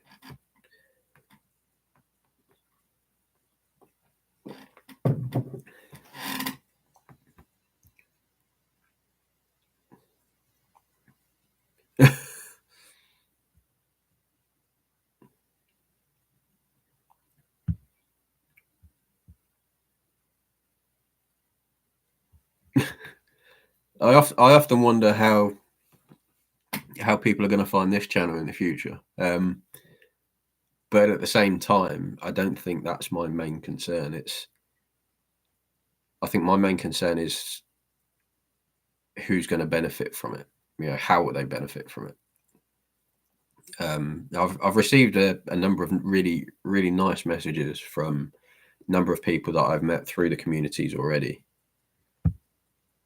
And that's only inspired me to keep doing it and do it more. Because, you know, as I was saying earlier, I've met some absolutely brilliant people. And I think without meeting these people, I may not have made this transformation into being a more, I want to say, sturdy in the spiritual sense, and in the, I suppose, in the masculine sense, really. You know, I've got to a point now where I'm not taking any nonsense. It's like, well, if I don't like it, I'm not doing it. It's that simple. If I don't like the way I think this is going to go, then something about it is not ringing right up here, and it's not going to sit well later on. So, you know, stay away from it. Bad juju. Hi, Shannon. Welcome. Thank you for joining. How are you? How are you feeling? How's your week? I appreciate that, Hazel. Thank you. But no, we go back and forth quite a bit on Instagram, don't we? So you've helped me, and I'd like to think that I've done my best to help you when you've needed it. So it's a two-way street. It's a two-way street. Don't take it if you have no intention of giving it back. It's the same with money. I don't like borrowing from people. I don't like borrowing from people. It's like I'll be completely transparent with this. There's been times I've borrowed from my dad, and I'm like, Dad, I need some money to the end of the month. Can you help me out? And he's like, yeah, sure, no problem. Anytime you need, just ask. I'm like, yeah, but I don't like to. And as soon as the end of the month hits,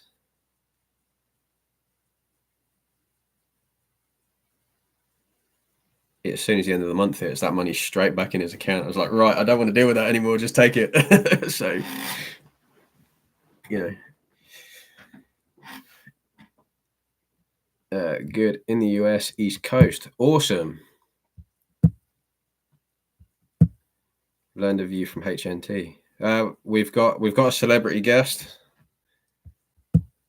If you didn't notice, Sean's here too. Thanks for joining, Shannon. That's amazing. I'm glad you found us. We're just talking all things, literally.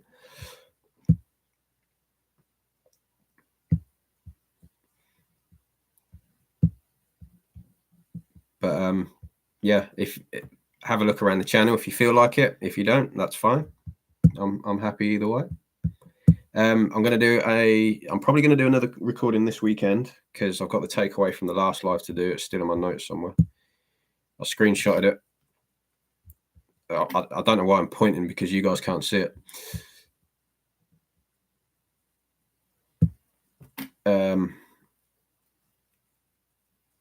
So yeah, the next episode is about detachment from the external. Shannon, yes, I am taking questions and I will do my utmost to answer them honestly, transparently, and to the best of my knowledge and experience. Although there's not a huge amount of it as yet, but it grows by the day.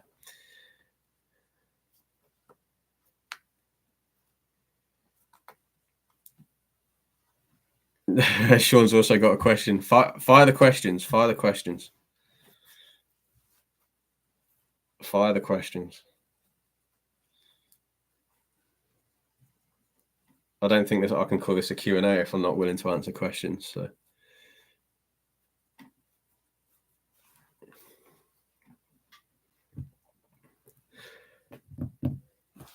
But I've run out of iron brew, so I might need some more. I need to get me a butler. Butler! My house is not big enough for that. Shannon, please don't apologize. You are not late. You are right on time because I'm still here. You are always right on time. But no, what was already discussed, Gunnar had a couple of questions about his journey, and he noticed a couple of things which we then identified to be probably a limiting belief. So all of us here in the chat had a way of turning it around. So I think moving forward, he might well look at it that way. He asked me to share my story as well. I did. There'll be a recap of the live as well, because I've shared it twice now, and I don't want people getting absolutely bored to tears from me sharing it again. It's the story so far anyway. I like to operate along the lines of go tell no man, so I don't often tell people what my circumstances are, unless I'm in a point where I feel like, oh shit, I'm stuck.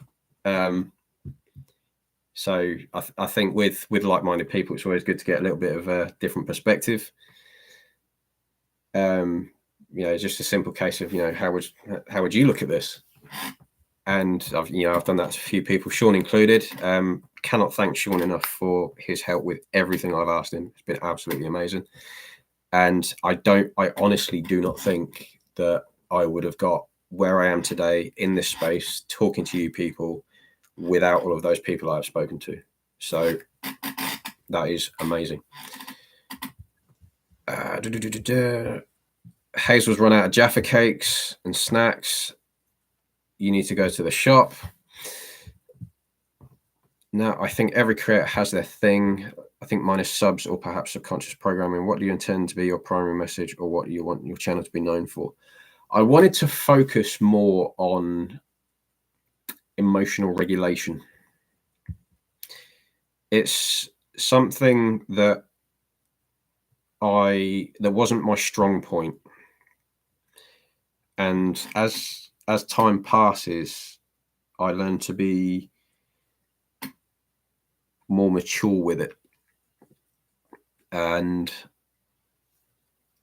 I looking around other content creators, I've been through, I've looked at the fast food ones, I've looked at the robotics, I've looked at meditations, I've looked at the bare bones, as it were, the basics. I will advocate until the cows come home at the things I've watched and actually took some lessons away from.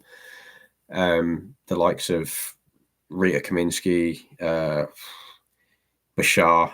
Bashar's one of my favorites. There's Bashar Talks on Instagram, which I watch every day still. I just love the way the conversation flows from him, and he's got his eyes closed a lot of the time. It's just there all the time. Everything you need is right there.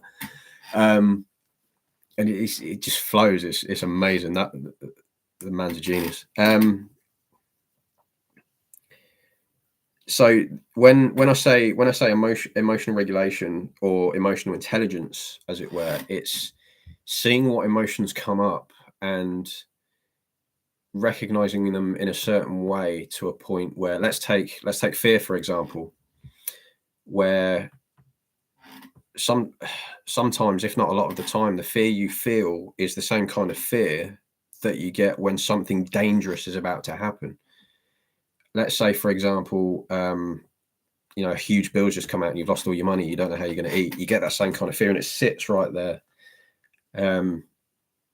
It's recognizing that, acknowledging it, identifying, investigating it, and then just not identifying with it. That's kind of what I want to get through. But then I also want to encapsulate the rest of manifestation as a whole.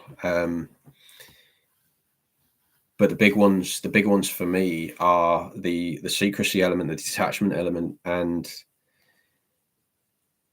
sort of the beginnings that sort of get you there, as well as how you feel along the way. Because I did see a lot where people, more so in people that follow law of attraction more than law of assumption, as it were. But I saw people were like, oh, well, I need to be happy all the time. I need to be feeling really good all the time. And then there's the whole toxic positivity element. Now, for some, it could work. It personally doesn't for me, because I'm not always going to be top of the world. Some days will be better than others, but then there's the whole rhythm sense involved as well. It's like I said earlier, without chaos, there is no peace. But yeah, I wanted to sort of bring the strong point to regulating how you feel and sort of being more intelligent of it, rather than sort of just letting yourself spiral all the time and ruminating. And because in the end, the not so great feelings are going to be there, and I think it's a case of recognizing that and accepting it, and simply being in a state of, okay, so this is happening right now, but the rain doesn't go on forever. So I think that's what I want to do moving forward. And Q&As like this, like live sessions, even with like 4 or 5 people in, like I had last week, are absolutely amazing. Gives me a chance to talk to you guys and keep myself out of trouble on a Friday night. So learning how to recognize the feeling and how to respond to it. Transmute. I was particularly toxically positive for a couple of months. I found it set the foundation, then went into regulation and meditation, etc. And here we are. Exactly. Shannon, to answer your question, is toxic positivity pretending to be happy when you're not? I only heard of that recently. My understanding of it is toxic positivity is forcing yourself to be happy and, well, to be in a positive state, even if at some point you don't believe that you're vibrating that high.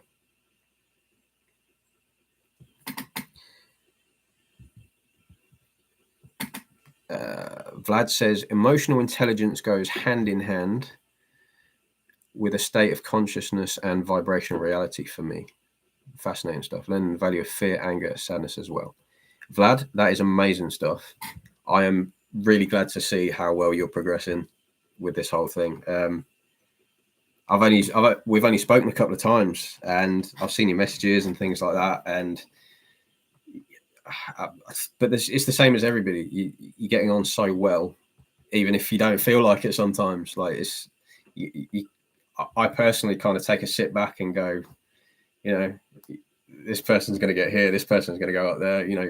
Everyone's hitting the sky, and it's amazing.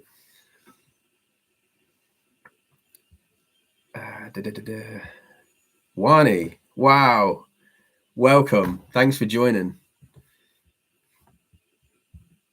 Thank you for joining. Thank you so much. It's good to see you. 7:50 in the morning. Oh wow. Well, I forget where you are. I need my time zone friend. Time zone buddy.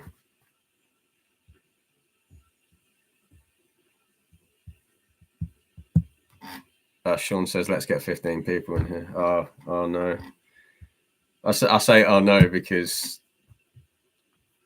we know what's going to happen. We know how this is going to go. Brittany's here. Hi Brittany, how are you? Good to see you. Thank you for joining. Wani's in Malaysia. Oh yes, I remember you telling me now. I'm going to need some more mods at this rate. So far, wow, this is amazing. This is amazing.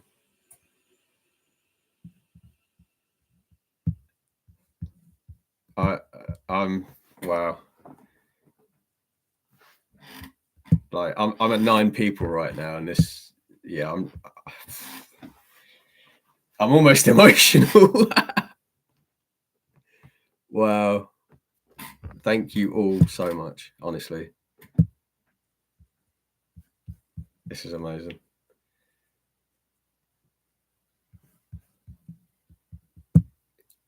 Brittany, can we all call you Nat as well? I mean, everybody. The only person that doesn't know me as Nat is my mum, because she full names me. In light of the power of the hush and the Neville quote, "Go tell no man," I'm not going to tell you what my full first name is. It's better I don't. Put the face to the impression voice. Are we doing impressions today?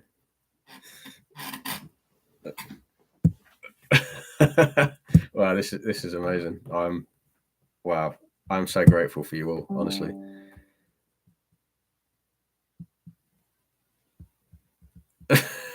Oh wow. Would love to hear about some of your manifestations that rocked your world in a good way. Shannon, this my favorite thing. My favorite thing is success stories. Other people's, mine. Anytime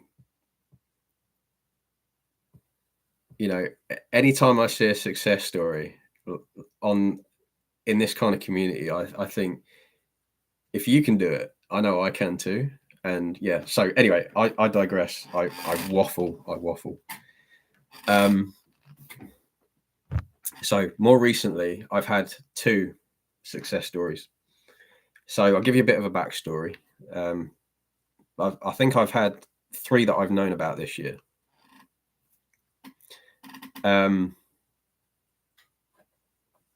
So recently, I got a new laptop, and what happened with that was, I think it was about February time. My old laptop, which still works, I've still got it still runs. I noticed the battery was failing. So I thought to myself, it'll be time to get a new laptop soon. But I thought first I'm going to try a new battery. So I managed to get one, and it turns out it wasn't the right one for my laptop. So that was a bit of a, I'm not going to say a failed endeavor, but it didn't work the way I wanted it to, which is fine. So I says, okay, no problem. I'm just going to run it off the power for a bit longer, run it off the mains. Meant it wasn't as portable, but I only really use it in the house anyway, so I wasn't too fussed. I wasn't too worried about it. And then the 2 kind of overlapped, really. So a bit of a backstory about the second one is, I've been in this new job since July, and the company I look after, they have, the CEO has a all-in-one PC, and it's worth quite a lot of money. So I was doing some maintenance on this PC, and I sat back in this guy's chair, and I went, this would be cool to have in my house. And so I'm getting distracted because I'm seeing the Discord notifications come up on my laptop. This is amazing. Thank you so much.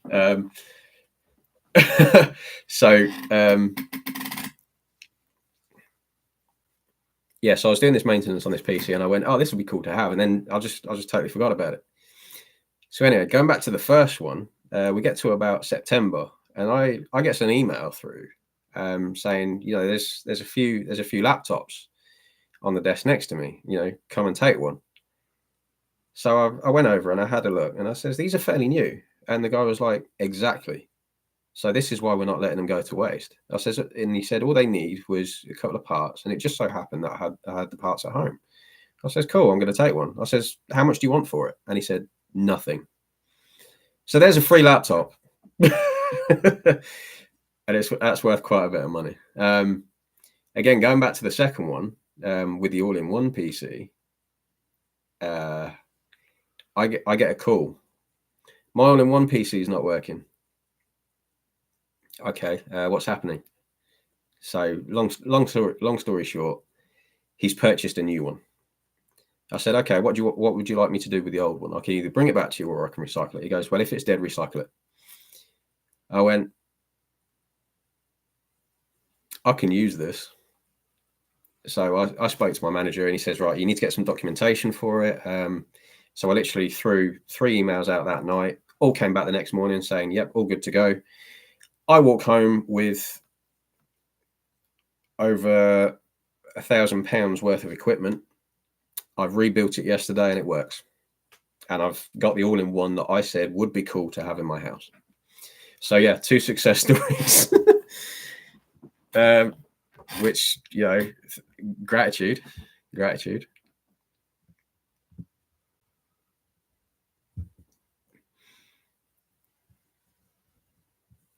So I'm having to go back through chats now because I've spent so long talking. Oh, wow. 5:55.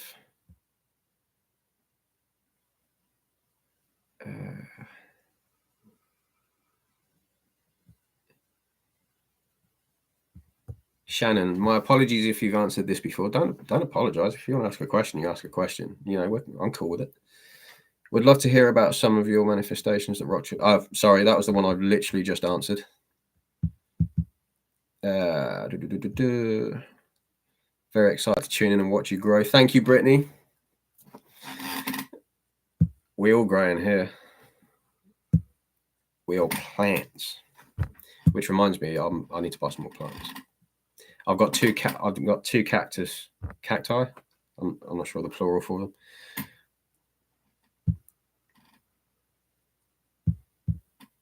And before you learned of conscious creation, did you start to have experiences that made you wonder that there was something more? Interestingly enough, yes. It all started with the appointed hour of the experience that I wasn't quite favourable of, but I was well aware I created it. And I said, well, if this is how I wanted it to go and this is how it went, this is what happened. And that kind of flicked a switch, I think, where, because I was piecing bits together where somebody I had spoken to long before that had mentioned the word manifest, like they were manifesting, and I kind of just shrugged it off and I went, it doesn't make sense to me. And this person was into, like throwing, like waving sage and incense and things like that and crystals, and I went, it's just some witchy shit. So I just ignored it.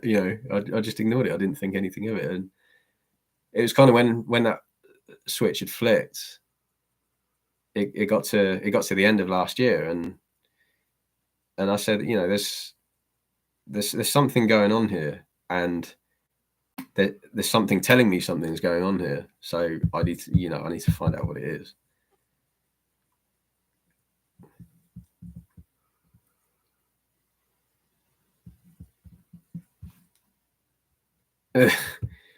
So I'll go back through chats now. Congratulations on the laptop. Thank you.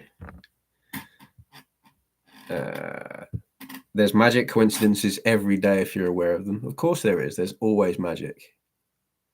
There's always magic. There's magic in every day. That's why they call it spelling.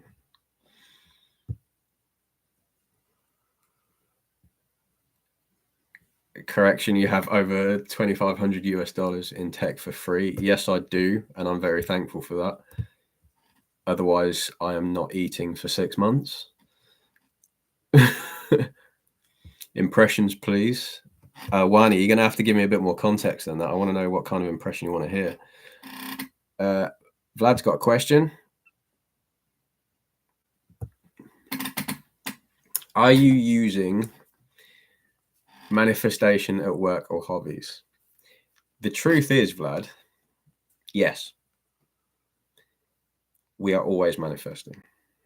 I'm going to take a leaf out of Sean's book here. So, Sean, if you're still here, thank you for this. And I do apologize for the plagiarism. But think of it like a manifest on a ship. A manifest is something that you already have. So if you're manifesting it, by rights, you've already got it.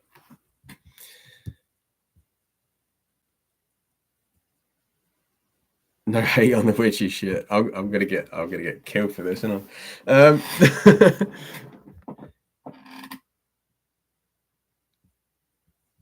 Are we organising a trip to London and nobody's told me?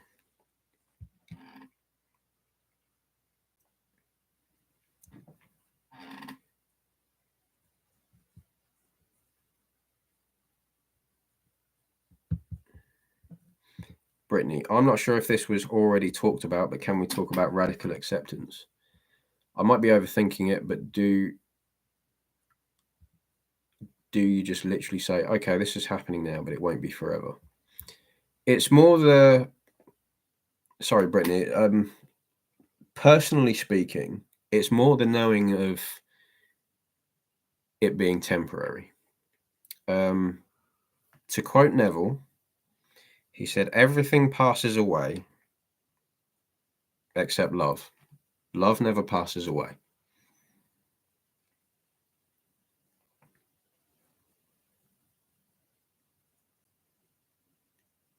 So effectively, if there's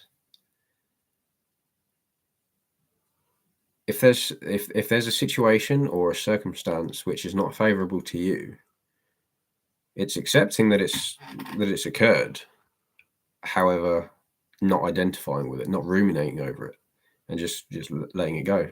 Send them love, send them on their way, and bid them a good day. There's a possibility that you may have created that, because you said what we're experiencing now is what we felt and thought previously. I like to call the present pre-sent. It's pre-sent because we sent it from back there somewhere. And then it also may teach us. It will teach us a lesson. In fact, patience, grace, things like that.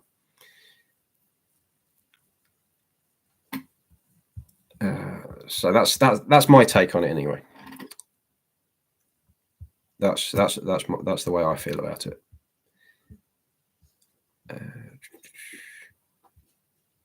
Yes, Nat, you best be there. Be where? where am I being? Oh well, I'm being here right now, obviously, but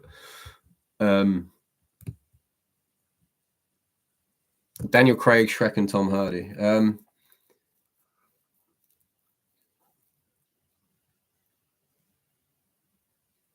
I don't have any Daniel Craig ones that come to mind. Shrek, I'm a big Shrek fan. I have to say, I'm a huge Shrek fan.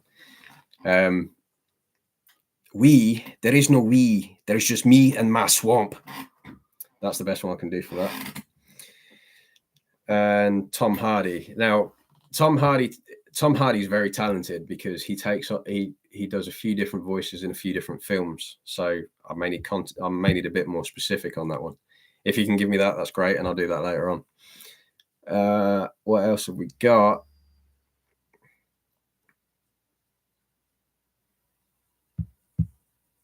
Double figures. Thank you. I'm honestly overwhelmed. Honestly overwhelmed. Brittany, you're welcome. Thank you for asking.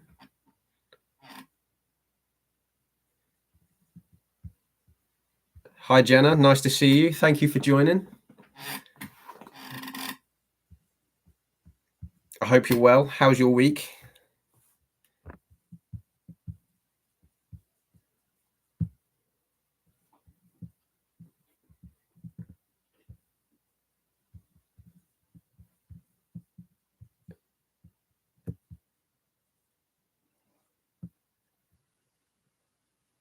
Pre-sent, that's clever. I actually I learned that from an Australian guy. Again, I was early stages of the conscious creation journey, and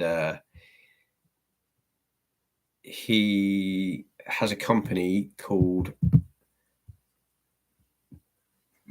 Mind Over something. His first name was Daniel, and he was born in New Zealand. His a little bit about his story was he went onto a thing called the superconscious. How deep that goes, I am not 100% sure. I didn't dive too far into it because after a while I found it didn't resonate with me too well. I spoke to some very lovely people that were there, and to me it seemed a bit gimmicky. But he effectively alluded to. No, it wasn't Mind Over Matrix. I've forgotten the guy's name. No, Mind Over the Matrix. That's another British guy. I do like his videos. He is brilliant. He is a good guy.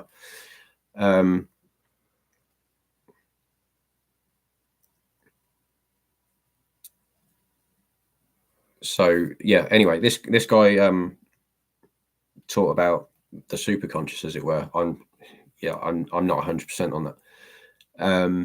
So I kind of left it alone. And basically his backstory was he broke his femur, and he alluded to manifestation,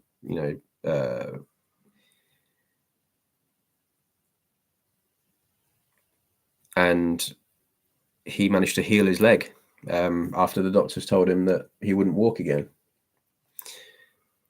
So that alluded to me thinking anything was possible. He had testimonials of people being cured from type 2 diabetes, a blind man going from being blind to severely short-sighted, so gaining part of his vision back. So there's all kinds of testimonials on there. And that was another part of it. But again, that didn't resonate with me as much as I wanted it to. I felt at that point that there's got to be more than this.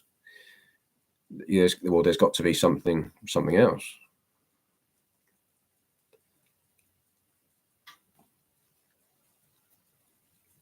So yeah, that pushed me a bit further down the path I felt that I needed to go down.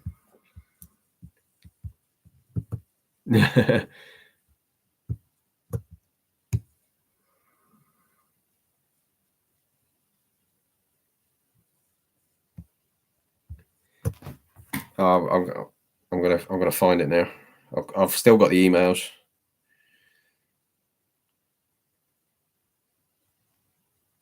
Although my emails are a bit of a minefield. I'm going to have to go back like nearly 12 months in order to find these. I get so much junk in my Gmail. I need to clear this out.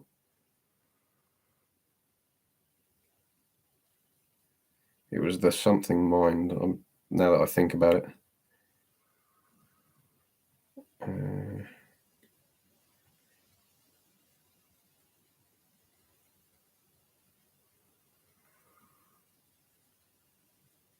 Magnetic Mind. That's what it's called. Magnetic Mind. So the title itself kind of alludes to law of attraction in a sense. It's about magnetizing, but then it just goes with the law full stop, because you attract things come to you, and you attract what you are. But he went through like a meditation phase, as it were, where he said, I do a super conscious reprogramming, and it was strange because the way I look at it now, it was almost like he was doing maintenance on your PC, because he asked you first to accept the connection. It was like you're allowing him to access your team viewer or something like that. Anyway, I do note that somebody asked if I was an actual mechanic. The answer is yes. However, it is not my main line of work. So it's a case of I can do it. I do it. Only I don't earn money from it. At least not on a regular basis. So I'm a huge fan of not putting things to waste. Mostly mechanical things, technological things. I'm an IT engineer. I've done web design before, all sorts of things. So that's basically what I do. But yeah, I got the term metaphysical mechanic because again, it was Sean. I was on one of his lives, and he said he's got the wrench by his name because he fixes things both in the 3D and in the metaphysical. So that's where the name came from. So again, gratitude to Sean on that one.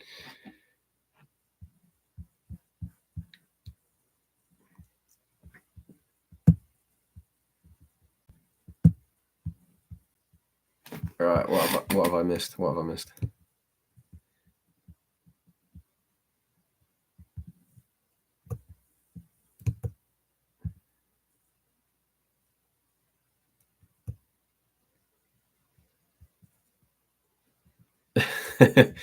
he's still here. He's not fallen asleep on me yet. I've not bored him. Shannon, I manifested a kid when medical literature and doctors told me I had a 1% chance of a life. See? Success story. I think a lot of us do. I think a lot of us do. I personally think that the best form of manifesting is when you create a circumstance or look to create a circumstance to better somebody else's health. And for somebody else, it's a lot of people might say it's generally easier because there's that sense of detachment. So you've not got people telling you that something's not quite there, and you're spending all your time, visualizing and telling yourself and deciding that, I'm getting better. Yeah, you can do it. I'm not going to sit here and say, oh, you can't do it because they've told you can't do it. I will never say that. But it's generally easier if it's somebody else and anybody else's health. There's I've had a work colleague that's not been too well. He's been quite sick, and I visualize him being in work because he sits on the desk next to me. I visualized him a couple of times being in work. Back to perfect health. He actually returned Wednesday after being off for about a month. Because I just did it a couple of times and then I didn't really sweat it. So you do it all the time. You do it absolutely all the time, whether you're aware of it or not. I think the average human mind has about 67,000 thoughts a day. That's a lot.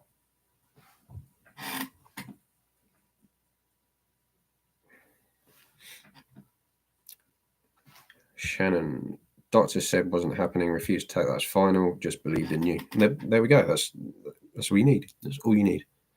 A mustard seed of faith has the ability to move a mountain.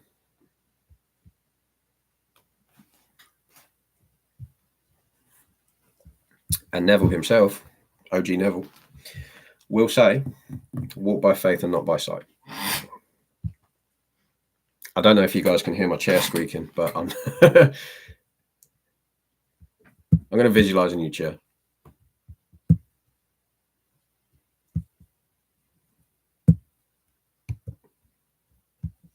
Conquering the mountains.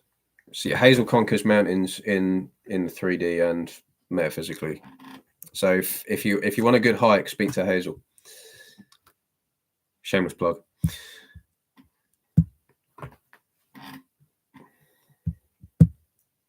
I'm just here for the mustard seeds, man.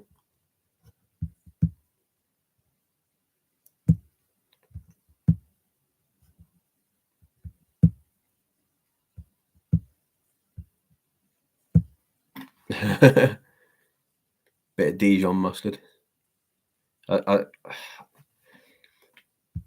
Mustard's very hit and miss for me.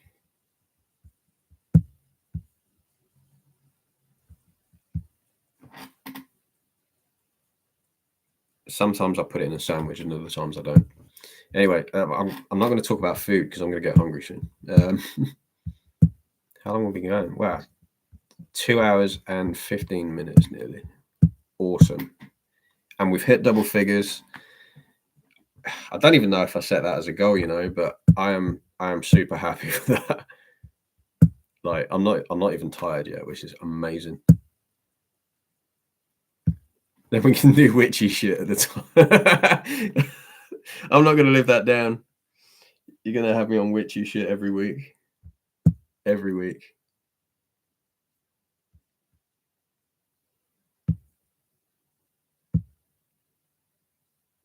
The Mountain of Witches.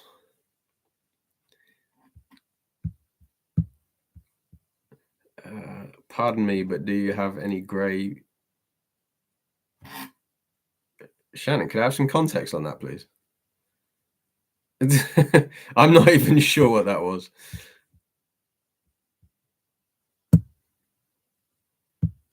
Can you do a Gandalf impression? My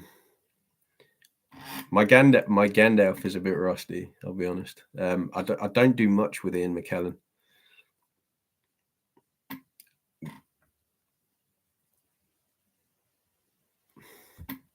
Go back to the shadows. You shall not pass.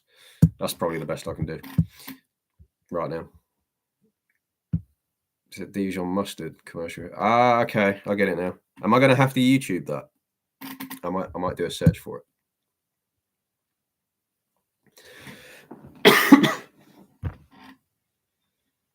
I'm not. You're gonna have me over the barrel with these impressions, man. Wow.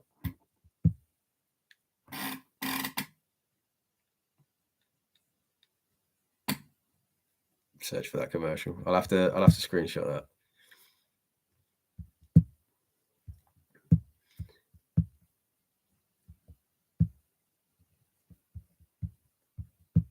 I remember joking around with Alexis saying that we got to do a stand up or a comedy show.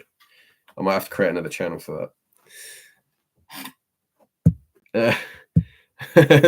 Thanks, Wani.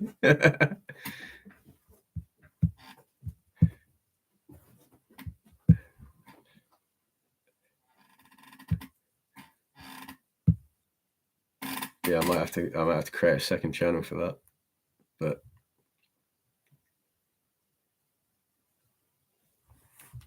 no, it's good. Do some American accent. I don't want to offend people. I don't want to offend people. I really don't. So I think I'm gonna put that on the back burner for now. Just do it. Oh wow.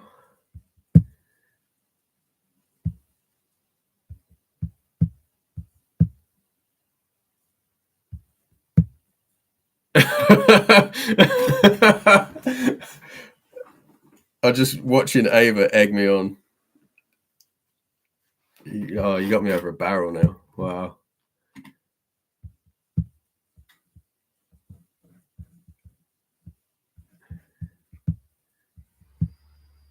What do we want? Do we want country American or I don't even know what country. I shouldn't really know what country American is.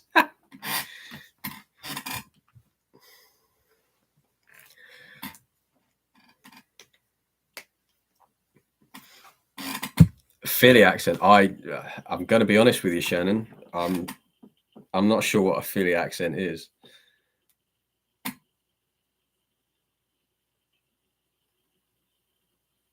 Louisiana Cajun, Texas. Oh, I'm well on the spot here. Rocky Balboa. Rocky Balboa. Okay. I just think of Sylvester Stallone and the way you know how his mouth goes when he talks. I didn't do it. Like that.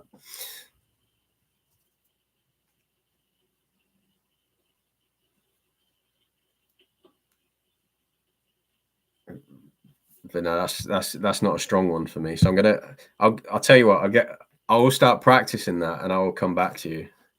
I will.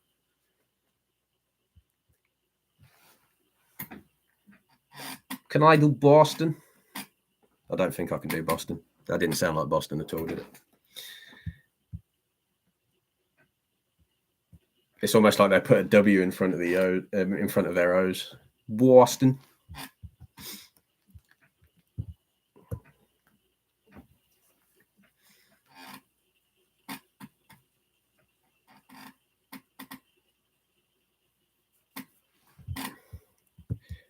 I'm going to be spending the next 2 hours with people asking me to do accents. Yorkshire, please. Yorkshire's easy because I spent a great deal of my life in Yorkshire. Let's see. Basically, you've got to cross the river provided.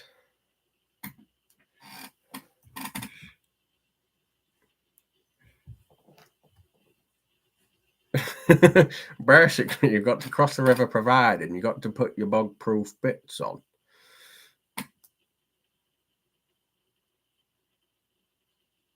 Cajun accent. I see when, yeah, I'm here. I'm seeing all these like names, and I'm like, I'm not sure. Basically, I'm working on my Northern Irish as well. Working on my Northern Irish. Is that yours? Because I don't see your name on it.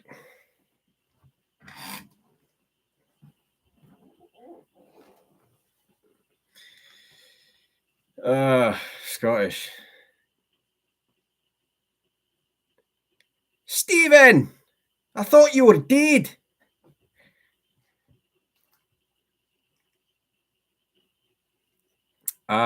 Gambit from Deadpool.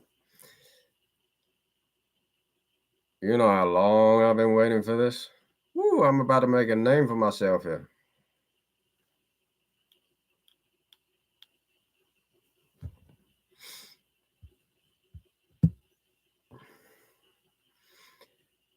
You know that lid ain't gonna come off unless that don't come off with it.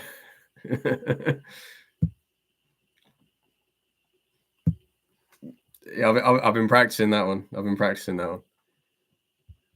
gonna be doing this for the next 2 hours now. Wow. I almost choked on that. Ava's choking on tea. I'm here warming up now because it's finally warmed up in my house now that I've put the heating on, and I'm out of iron brew. I'm out of tea. Yeah, that's empty. Odin, can you go and get me a drink, please? Thank you.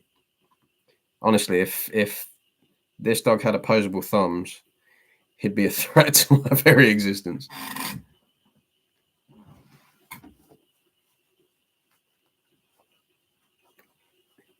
You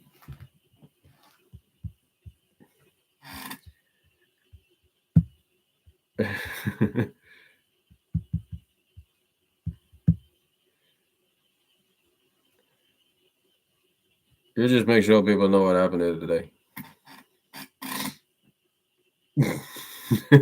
I've got to stop. I've got to stop. Oh wow. Wow.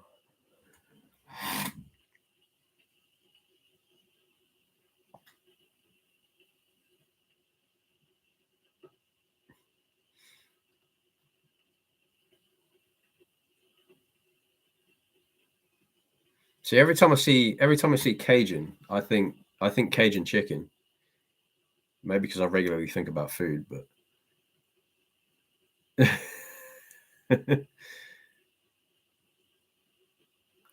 Quebecois, or is it Quebecois? It's Quebec. It's still the same as normal French, where it'd be Quebecois for male and Quebecois for female, right? Am I right in saying that? I haven't done French for so long. Je suis désolé.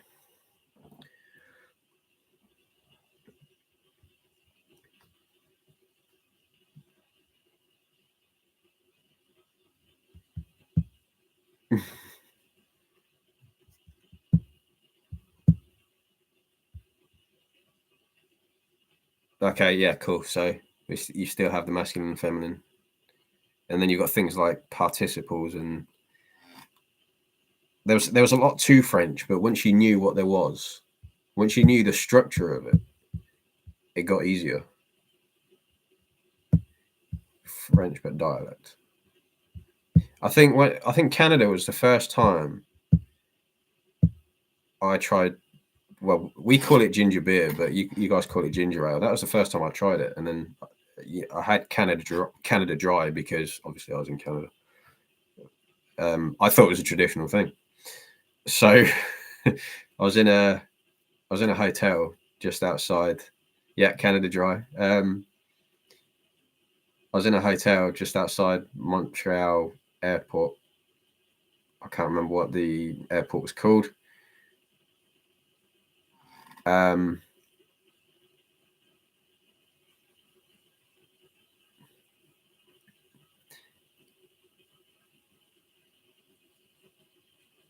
Where was I? And yeah, that was the first time I tried it. Wait a minute. 10 toes in and we standing in our own business. Don't copyright me, please.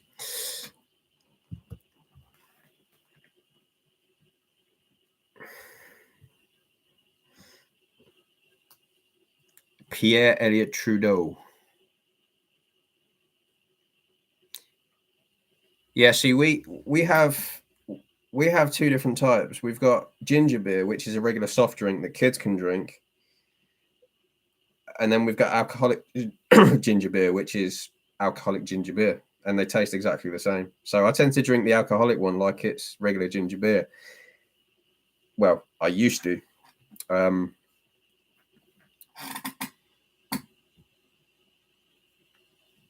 And yeah, wasn't walking very well afterwards. Do you use techniques, or what is your favorite or preferred method of manifesting? Shannon, I think the easiest one and the one that feels more natural to me is visualizing and occasionally sats. I like to do things with as minimal effort as possible. Some might say I'm lazy. I call it energy efficient.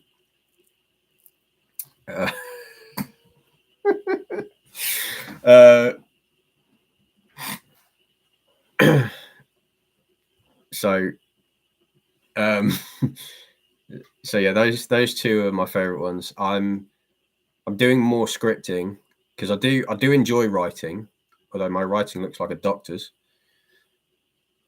But I bought a black notebook.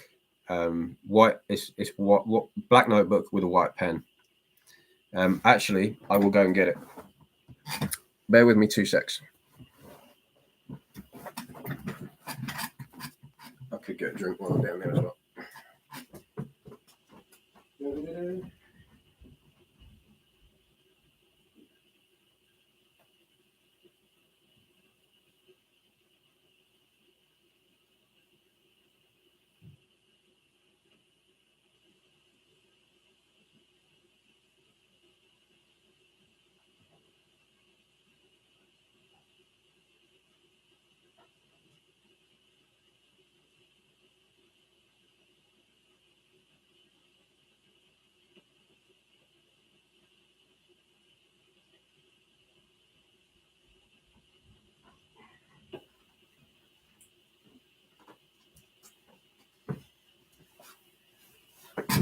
Okay, we are back.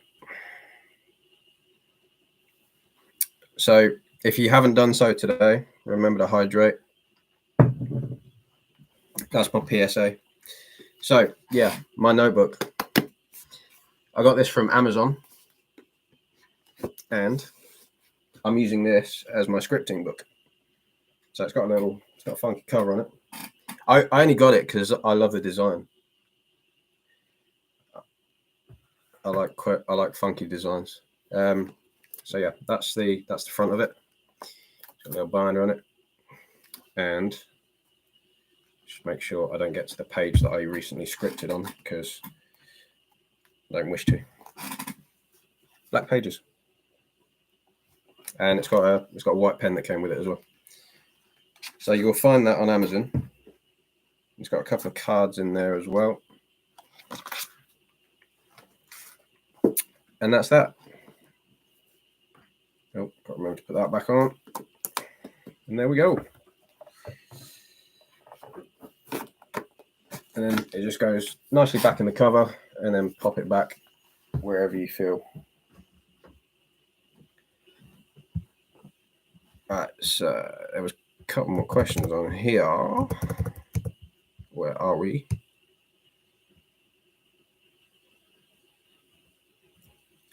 Have you heard of Pete and Baz? I think I have. I just don't remember their content. It may have been quite some time since I watched them. Am I thinking of the right Pete and Baz?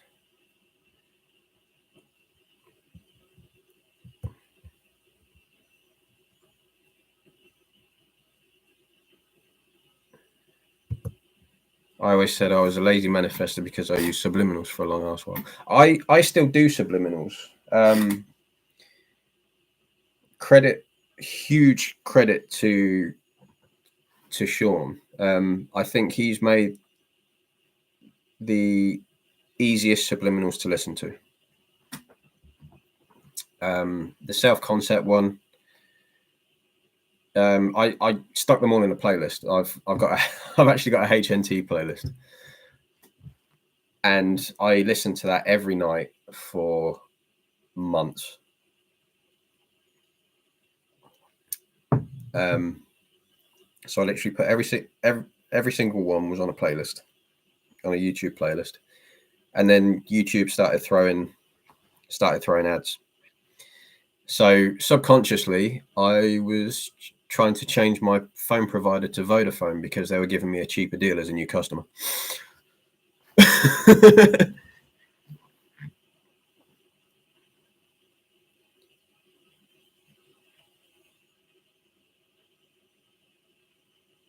Okay, interesting.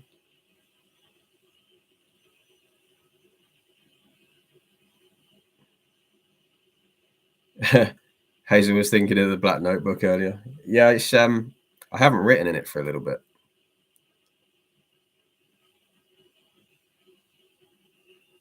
So I don't want to use it for regular notes because it's I'm calling it my scripting book. So I've only written in it a couple of times.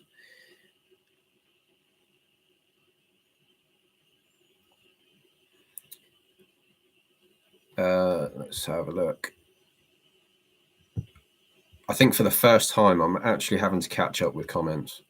This is crazy. Thank you all. Seriously. I must admit, I pick up journals for scripting when I see a cool one. So now I have a lovely pile of journals waiting. A bit ridiculous. It's not, nah, Shannon, it's not ridiculous at all. Anything that you enjoy doing, just go and do it. Like, I enjoy walking in muddy fields with the dog. I love it. Like, there are so many people. There's a field not far from here. They use it for football. What our friends in America would call soccer. But when it gets too wet, they don't use it. And I'm there in boots, just walking around this field with the dog. Dog loves it. Little things like that seems ridiculous to it might seem ridiculous to other people, but what does their opinion matter? What does their opinion matter to you? But no, I know a few people that collect notebooks, journals, all sorts. In fact, I think I'm heading that way myself because I walked past a shop today where they had loads of funky looking notebooks.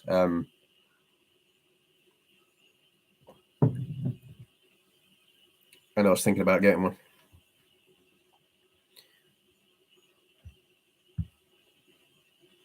Shannon listens to sleep tapes. Hazel listens to subs every day and every night. Gunners are silent. It's a lot of there's quite a variety here, isn't there? Ava's knocked her tooth. Hopefully the tooth is still there. Please tell me it is. Otherwise, you're going to the dentist at 2:30.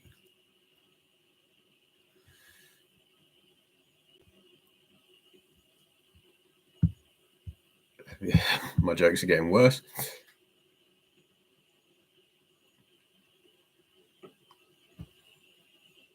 Do you feel that we can listen to too many affirmations? My honest opinion is yes. I made a tape with, I kid you not, 23 on there, and I looped it. And it gave me headaches. It honestly gave me headaches. And it took me a while to figure out what these headaches were coming from, because I went and had my eyes tested. I was doubling down on my water intake. I was changing diet. I was staying away from certain foods that I previously ate a lot of. I'm a huge fan of metal music. Transparently, I like any kind of music there is. However, I'm a big fan of metal music. So I thought it was the metal music for a while, because people know how loud that can be. So I stopped listening to that for a little bit. And it wasn't that. It wasn't any of those things. So the last thing I can put it down to was my affirmation tapes. So I deleted them, completely removed them. So I hadn't the temptation to listen to them again. And since then, I've not had a headache like that, those ones I was getting. So less is more, in my opinion. Less is more.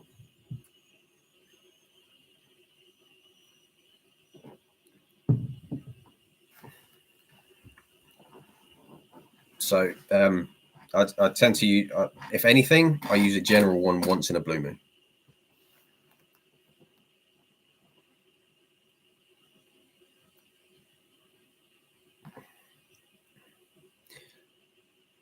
Overabundance of affirmations can be too much. Yes, because like I said earlier, the average human mind has about 67,000 thoughts a day. So if you're trying to pile in an extra 25 or however many of going, oh, I'm this, I am, I don't know, I'm a water bottle, for instance. Wild example.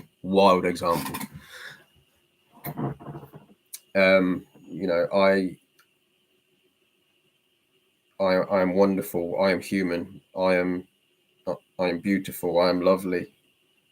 Things like that. Those are, in my opinion, those things, like ones like those, are quite shallow.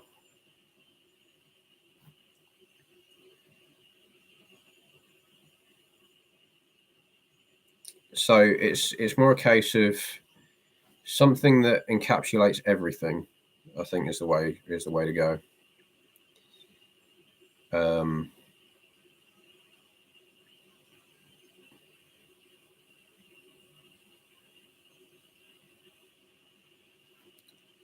I am abundant, for example, because that kind of covers it all. Money, things, love, abundance. You cannot plant trees of abundance with seeds of scarcity.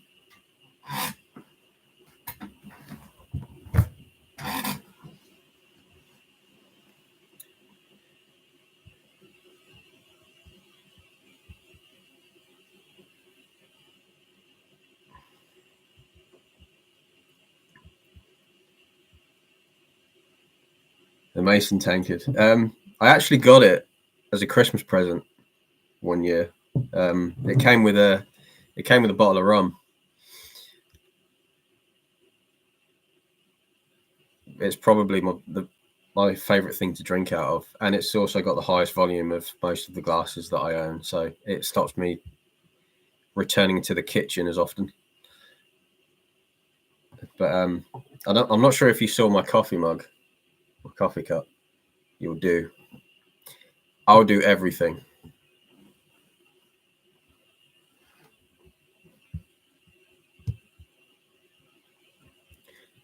We're going. Ava's going with sea shanties now. I know many a sea shanty.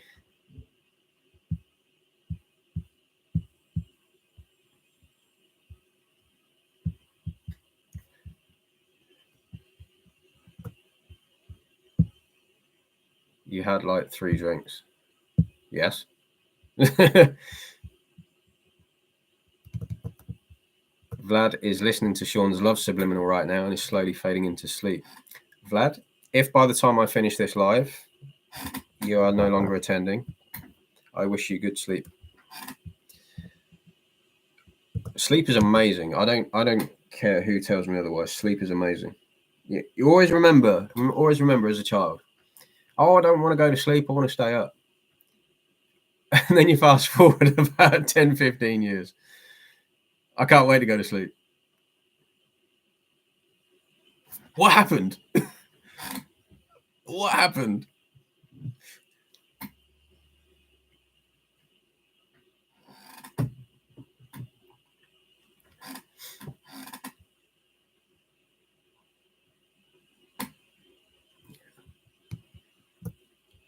The turns have tabled.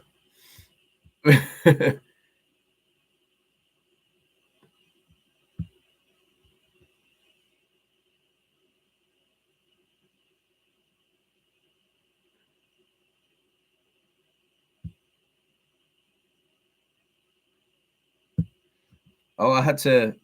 I was thinking about what you were saying there for a moment, Ava. Quite in Pirates of the Caribbean. I was gonna say, contrary to that, we have there is it a lager or a beer? I'm not sure. It's called Stella Artois, brewed in France.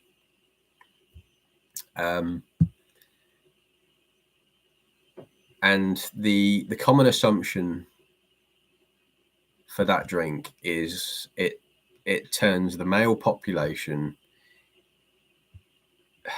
into a scoundrel.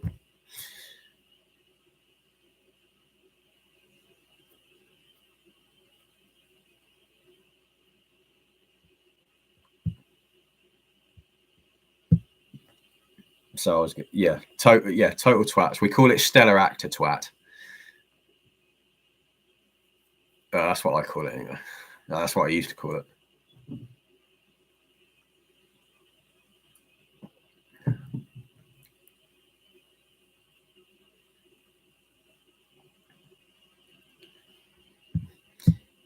Sheila has entered the chat. Hey Sheila, how you doing? Thank you for joining.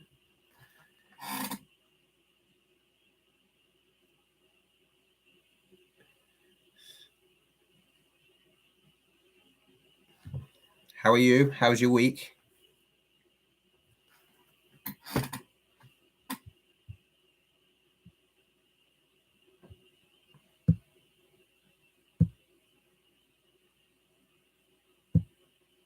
Oh wow.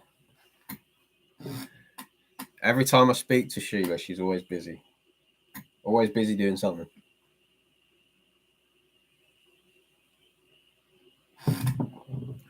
You need rest. Go rest. Go sleep.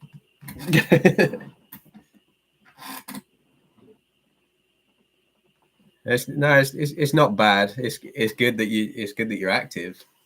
Every time I speak to you, it seems to me like you don't rest.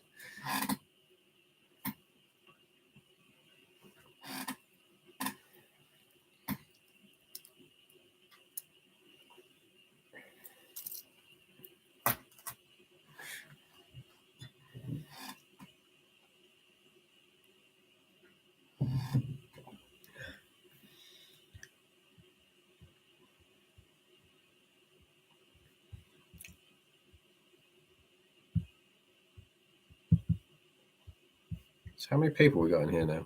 Am I counting 7?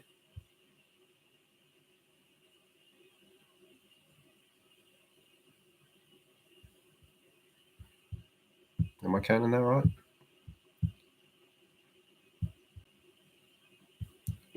See if I can find the.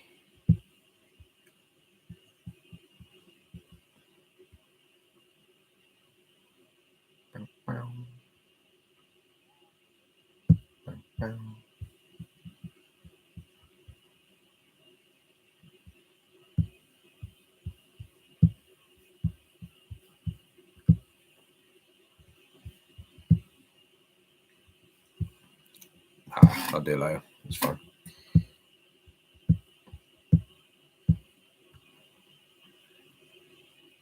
Speaking of sleep, has anyone here had a dream with a dream experiences while sleeping? I've got to be honest, a lot of the time I don't often remember my dreams. Although there has been times where I've had a dream within a dream.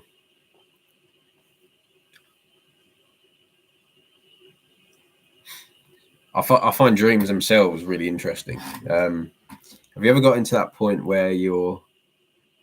I'm probably going to trigger a few people. I do apologize, but have you ever had that point where you're in a dream and then you fall over in the dream and then you kind of feel your whole body move and then you wake up and you're like, oh, I'm just in bed, like I'm just asleep. It's scary at first, but it makes me laugh afterwards. I just lay there laughing. I feel sorry for anybody that can hear me when I'm in hotels. Probably think I'm a psychopath.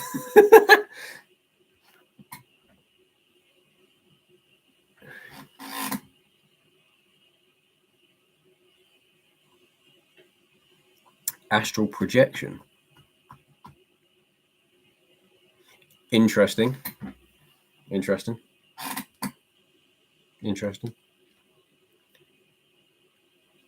I might read into that.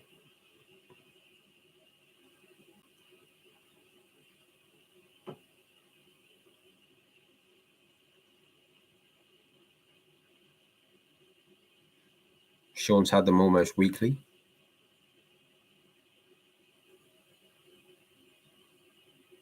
Hazel's a dream manifestor. I'm pretty sure Sheila is as well. I'm pretty sure every time Sheila goes to sleep, she wakes up the next morning and something's come to fruition.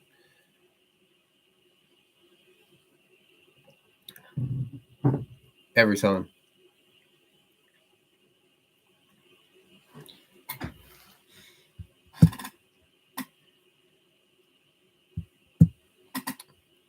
I chat with Sheila quite a lot, and she's got a habit of manifesting in her sleep. Whilst every time I tell her that I have an idea, it usually comes to light, and I don't even tell her what's going on. Go tell no man.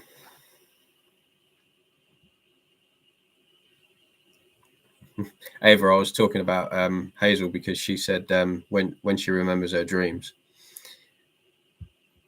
it kind of happens the next day.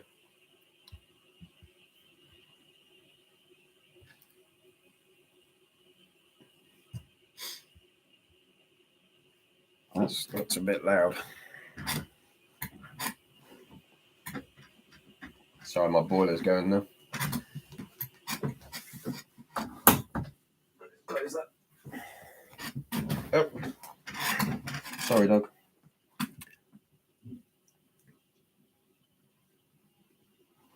Sorry, dog. I accidentally kicked my dog in the head, so he's not going to speak to me for about 2 weeks now.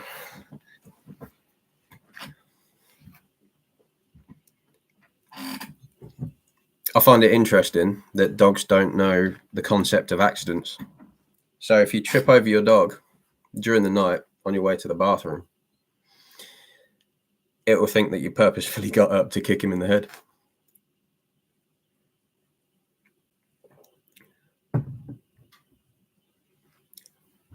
He's fine. He's just very much awake now.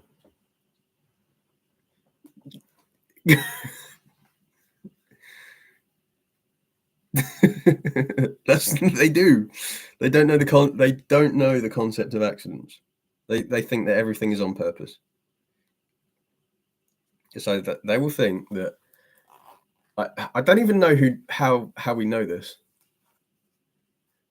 I don't even know how we know this.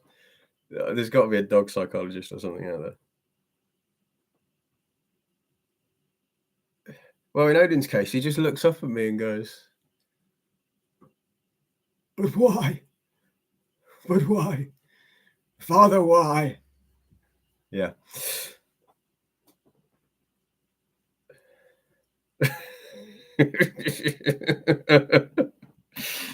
Wow. Father, why? So yeah, that's him in a nutshell. He silently judges me. I'm pretty sure he is plotting to kill me. That's why he doesn't have opposable thumbs, and that's what I'm very glad about. He sleeps 15 hours a day, and there is nothing more, what's the word? There is nothing more intense than the deep sigh that comes from a dog that sleeps from 15 hours a day, doesn't work, and doesn't pay rent.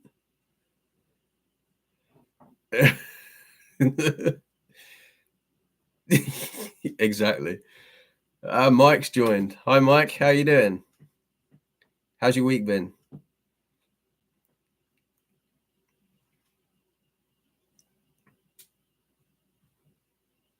Mike Zowski is here.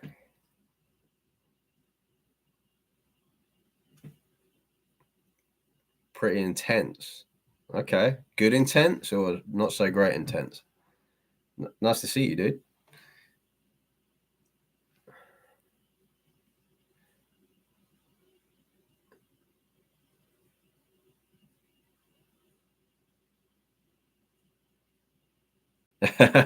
Take it as good. That's a good way of looking at it. It's a good way of looking at it.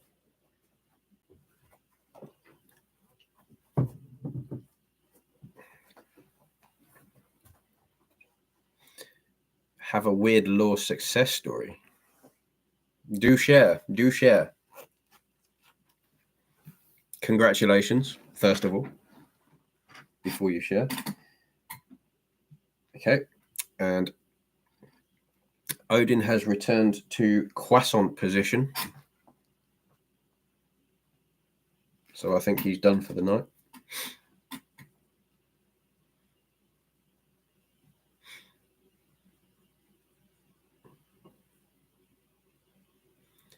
This Monday I had to have my car service for the transmission. I don't want to pay $1,200 for the service, but I had the money. I left the car at the shop, and as I'm in the Uber home,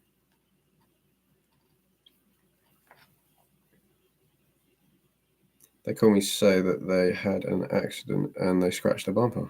Okay. So there's an ebb in the flow.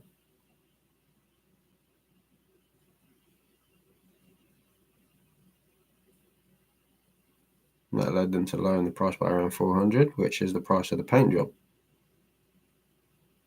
Congratulations.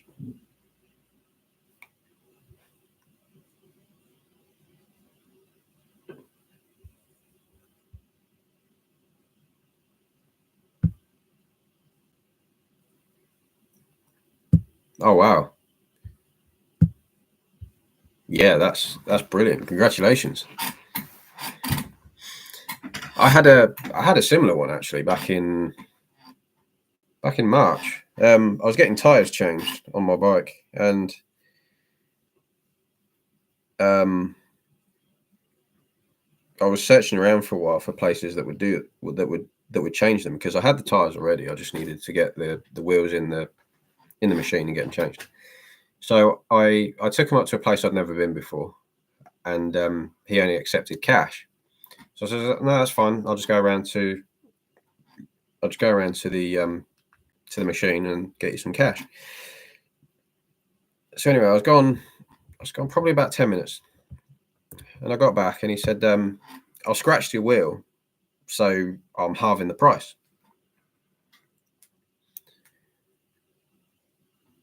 So I went, okay, yeah, no problem, that's cool. And the scratch was not even that bad. I mean, it's going to cost a fair bit it's going to cost a little bit to repair it, but I'm really not worried because the wheel's not damaged.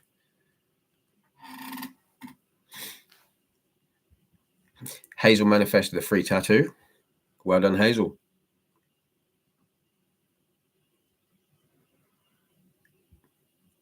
So instead, he bought me a meal and drinks secretly.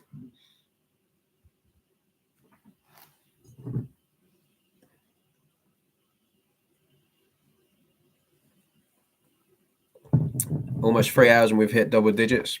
I know, right? It's amazing.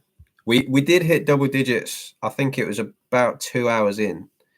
I think we got to 11 or 12.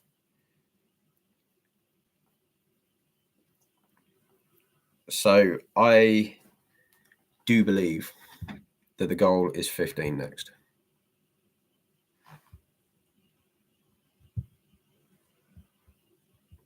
But I'm doing this every Friday at the same time. And yeah, we'll cut it up and see how we get on. You actually hit triple digits. It will happen. It will happen. It will happen. I've decided it will happen, so it's going to happen. I'm having too much fun with this now anyway, so.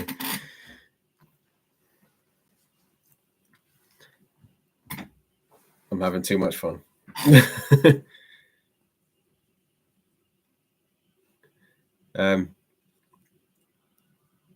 I never asked. Can everybody hear me okay? Because I got the new mic plugged in.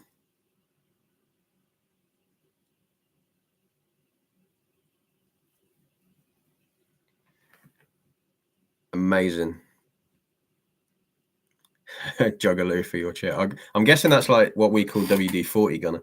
No, in all fairness, my chair is tired. It is old.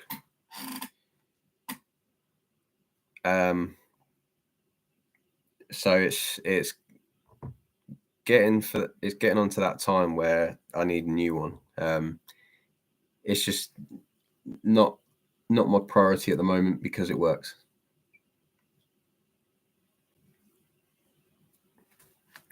And the way I look at it is, if it works, then you can make it work a little bit longer. So I'm just going to annoy you all with my squeaking chair. No, I'm joking. Yeah, I'll get some penetration oil on it tomorrow. See if I can sort that out.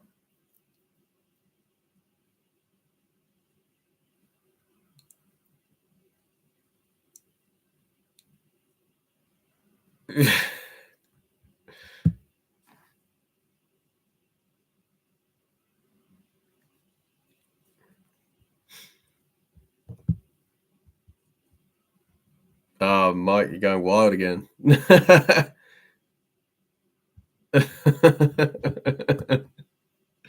Oh, it's dangerous. Dangerous, man. Dangerous.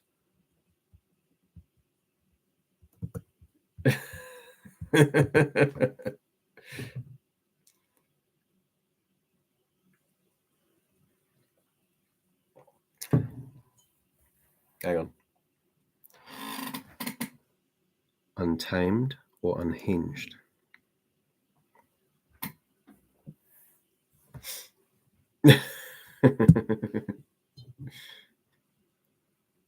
Unfathomable.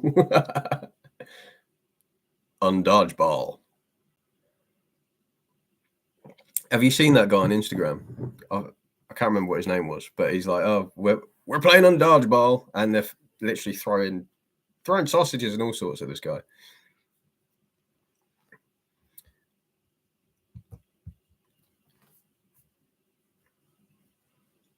And he catches like marshmallows. I'm pretty sure these guys play college football, and like this guy throws a marshmallow over this guy's house, and it's not a small house, and he's caught it in his mouth, and it's like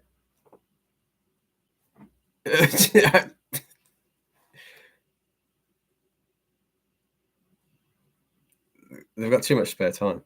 Unhinged.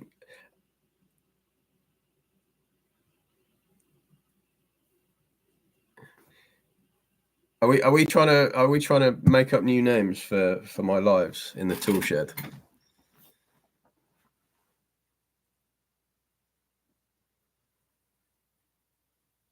Mike, when I said college football just then, what I meant was NFL, so American football.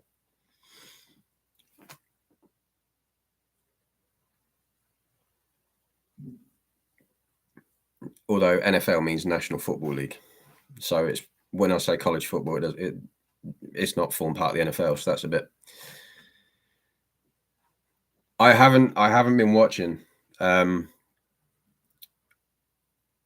be honest. I'm a Baltimore Ravens fan, but I don't get to. I don't find the time to watch it very often.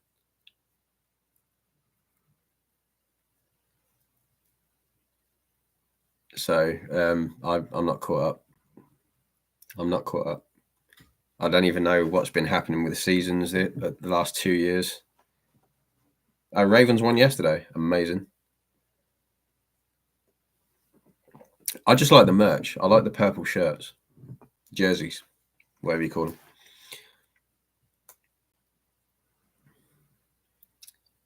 No, I'm more of a. I like ice hockey.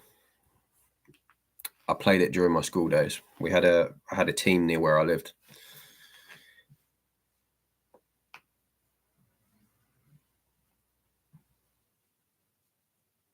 So, and I think ice hockey is the only sport where it's legal to fight other than boxing. So,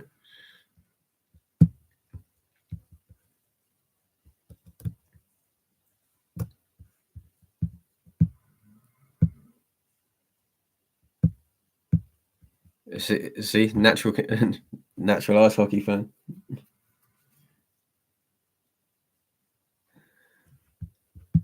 I think the only sport I do now is,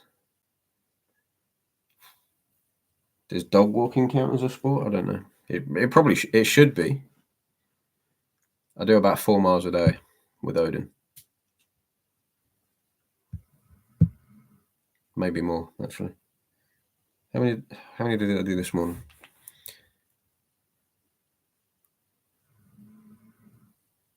Strava says 5K, so I think that's about 2.5 to 3 miles I did this morning. I'm not surprised he is sleeping now then. Motorbike. Well, I don't race motorbikes yet.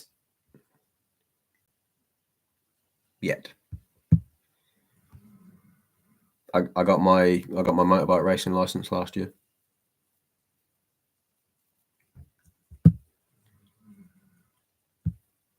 Yeah. I wouldn't suggest that, Hazel, because when it comes to my bike, I don't often turn suggestions like that down.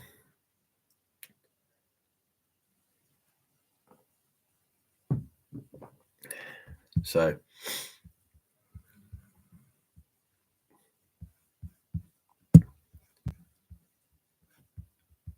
amazing.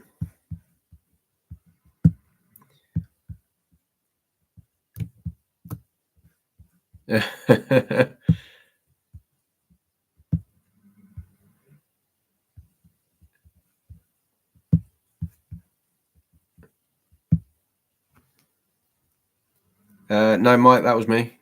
I've got the blue Yamaha. You probably would have seen it in Discord as well. Used to have long hair. Oh no, that was somebody else. Well, I used to have long hair, but we're going back about 14 years when I had long hair.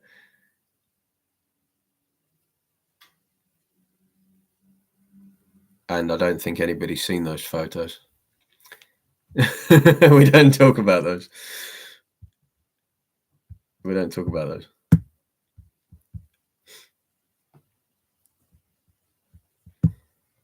How old? Oh wow! You want me to do an age reveal? Okay, so let's see how I can do this a little bit differently.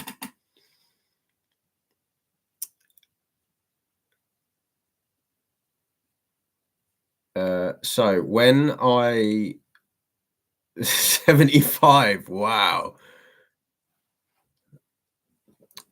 You're not on my Christmas card list anymore.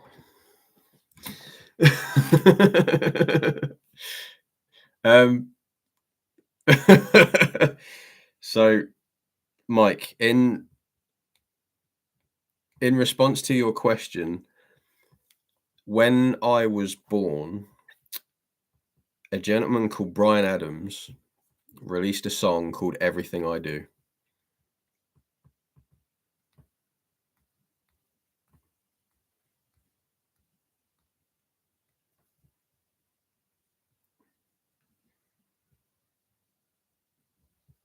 It was released the same year I was born.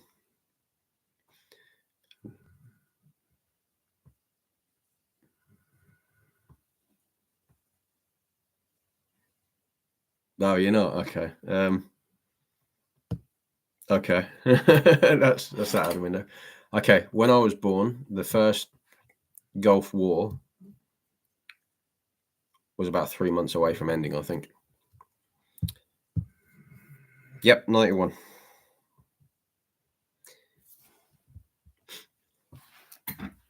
Transparency moment. I was born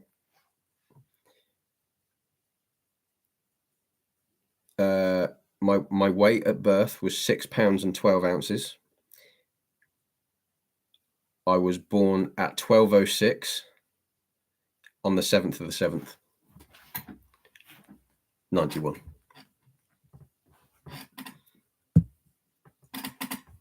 So it's a bit of an interesting form of numbers. So, what was your first act in this earth? On this earth? Oh, my first act on this earth. I think it was crying, because that's how I was delivered.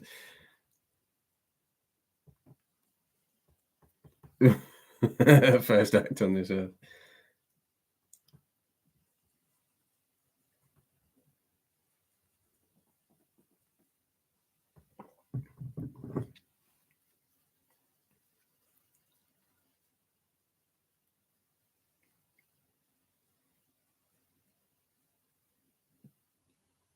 Joint birthday party. Hazel, is your birthday the same month as mine?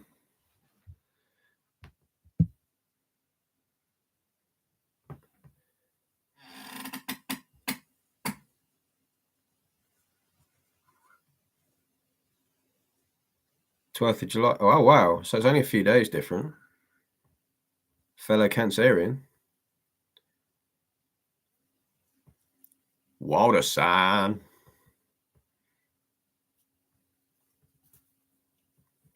Water. Water. I don't pronounce the T because I drank it all.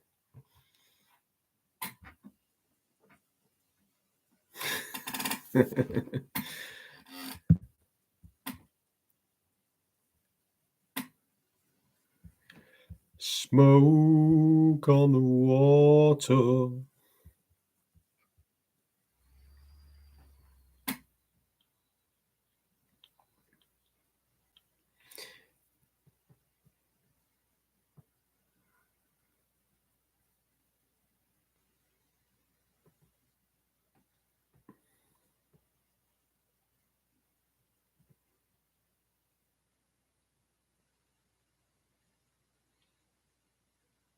Yeah, I don't personally give a whole lot of merit to star signs, mainly because in my experience, whilst effectively they are sort of an outline of how the person is going to respond to certain things, I've known a number to break that mold. So I don't think I pay. It's not that I don't pay attention to it. It's that I don't give it a huge amount of merit. I mean, I'm quite okay with the traits. For example, cancers like to nurture relationships, be it platonic, romantic, or otherwise.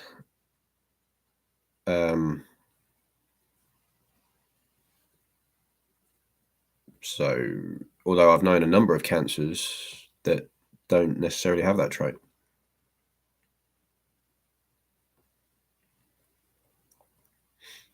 So yeah, that's my opinion. That's my opinion.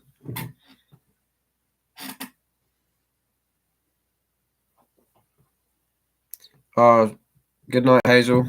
Thank you for staying up with me. I do appreciate it's late. Thank you for joining, as always.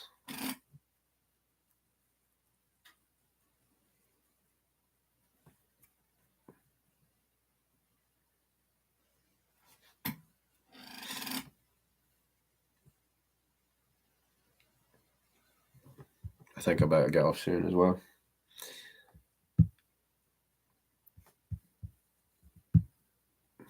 Three hours. I think this is the longest live I've done. Oh, wow. Wow, Christine has joined. Bonavi, thank you so much for joining. I hope you're well and that you've had a good week. It's so amazing to see you here, honestly. Thank you so much. It's been a wild night. It's been a wild night. This is the longest live. This has been the most people joined a live so far.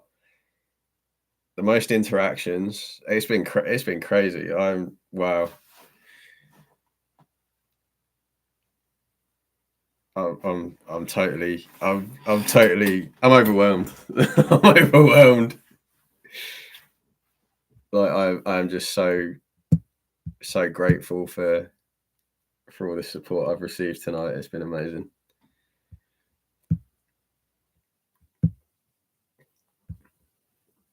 Oh, I appreciate you making that effort. Thank you so much. I hope you're not in your car. I hope it's not uncomfortable in your car and you're not there for too long. Working on the night moves. Oh, who did that song? Who did that song? I think that song's older than me.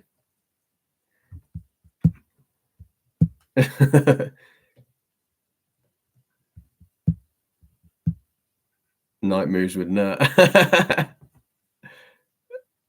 Oh, wow.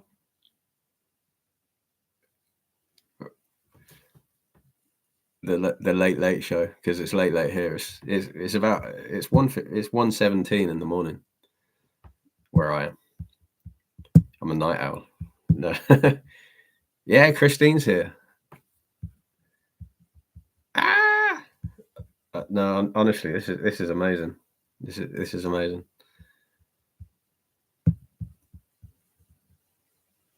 I'm so hyped up right now. I should be tired. Where's this dog you're always talking about, Christine? He's asleep. Like he's gone into croissant mode. Hang on, I'm gonna wake him up. Odin, hop up, hop up. Come on, hop up. Don't look at me like that. Come on, hop up. Let's go. Here he is. Oh, let me. Oh, come here. Here. Come on. All right, sit. Good boy. Sorry, did I wake you up? Here he is. Yeah, buddy. Cameo appearance from Odin. He does enjoy an ear scratch.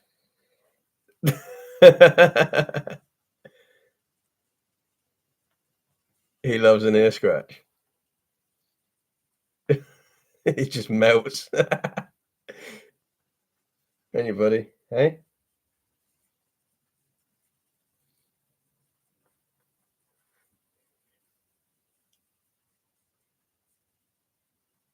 He would literally sit here for hours just having his ear scratched.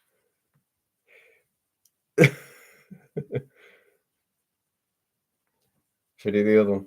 Yeah? Let's go for the other one.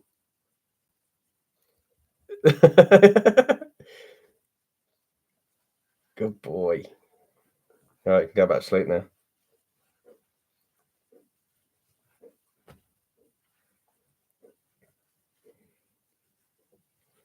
He's still shedding fur, so I've got to brush him again in the morning.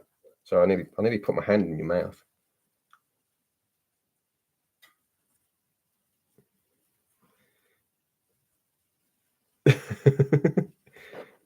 He'll just stay there for ages. Hey, buddy. All right, come on in. What? What is it? John Treat. Want some chicken? Want some chicken?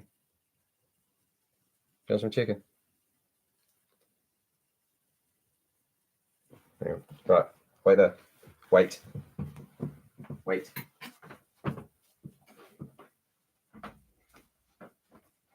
Wait.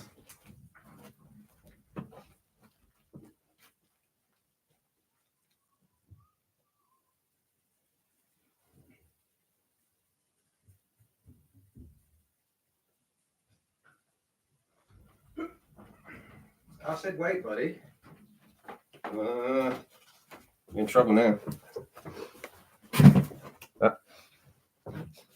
Good boy. And the other one? Good boy. Nicely.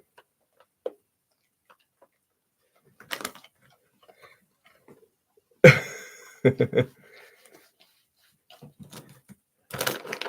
right. I'm turning this into a dog channel, honestly. All right, ready? And the other one? Good boy. Up, up. Up, up.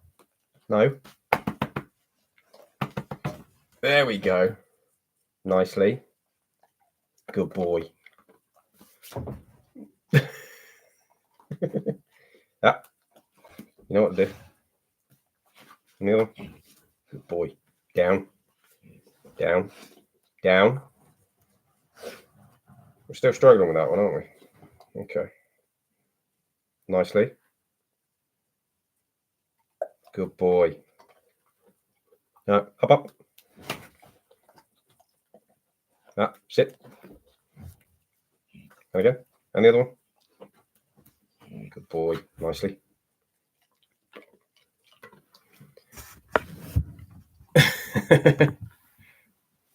Yes, he does do tricks. Is the answer to that. What race is he?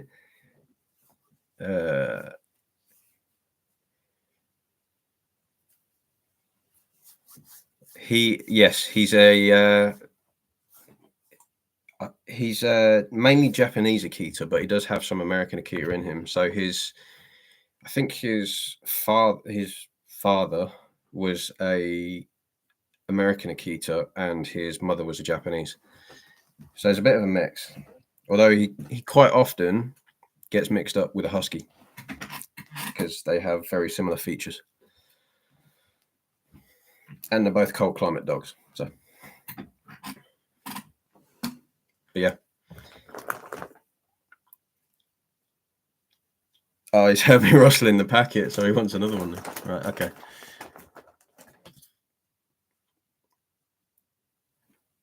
Right. Nicely. Good boy. Yeah, he is gentle.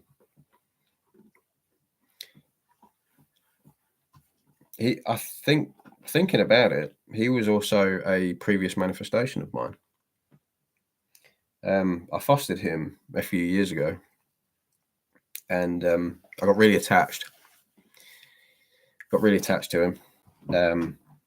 We're only supposed to have him for 8 weeks. So 8 weeks pass, and we're calling the charity that asked us to foster him, and we're saying, look, what's going on? Because I had other plans, as it were.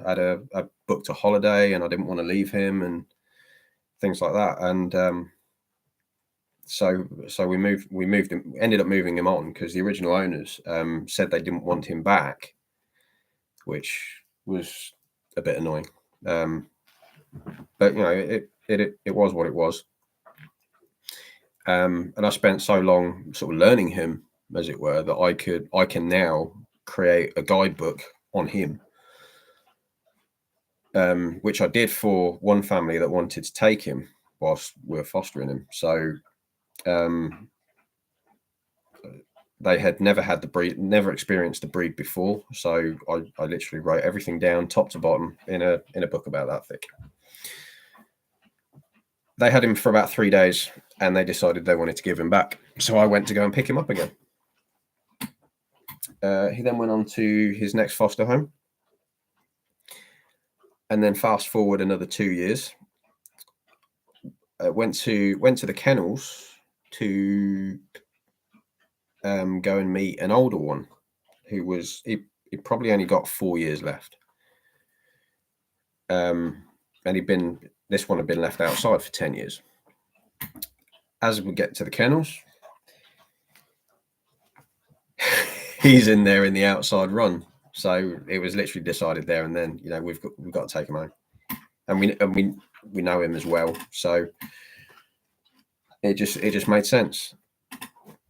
But I looked through the gate, and I just stared at him, and he stared at me. He started whining, and I went, bullshit.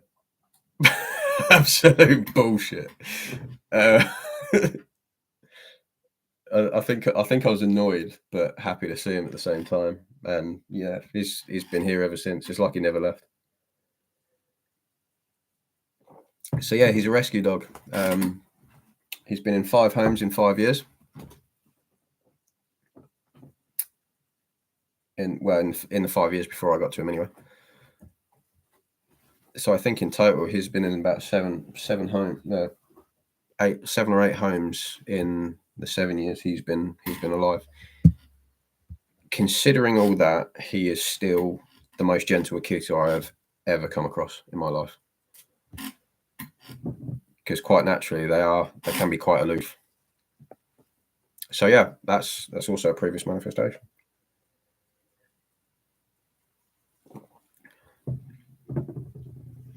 But yeah, he wakes me up at 5 in the morning, slaps me in the face when he's ready to eat.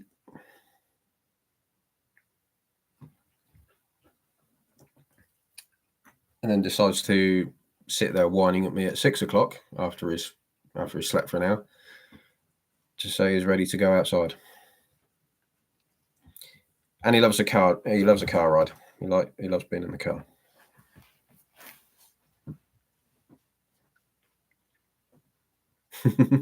Thank you. Yeah, it's not been very easy for him, but considering that his temperament is very good, so I'm grateful for that.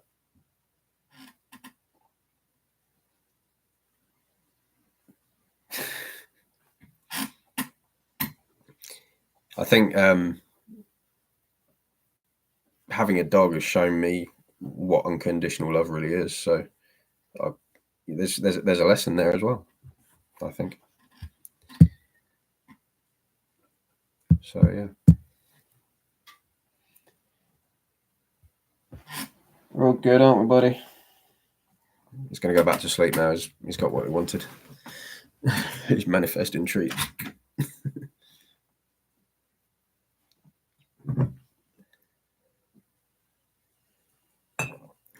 Yeah, it's all good. It's all good. Yeah, it's, you know, regardless of, I think that's what the truest form of love really is, unconditional. When you experience unconditional love, I don't think there's anything to replace that. I mean, it's not going to be replaced anyway, but there is, in my mind, there is not really a better feeling. You know what? If you can find me, I mean, yeah, you get excitement, but excitement is occasionally can be short. The time by me is 1:30 a.m. I could probably go on for another 3 hours talking to you guys.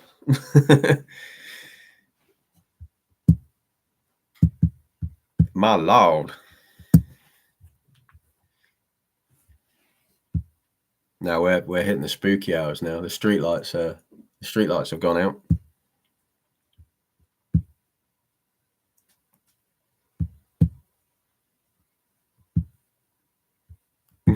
Yeah, the streetlights have gone out. I think in the street, this is the only light on.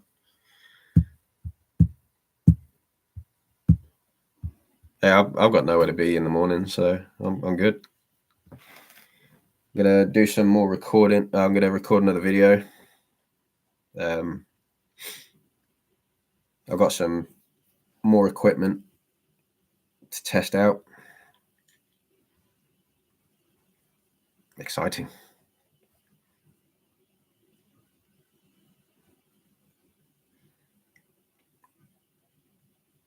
No problem, Ava. Thank you for joining. As always, it's good to see you every week. So it's good to see you any week.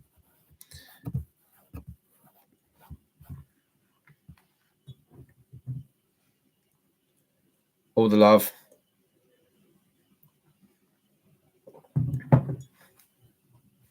Thank you.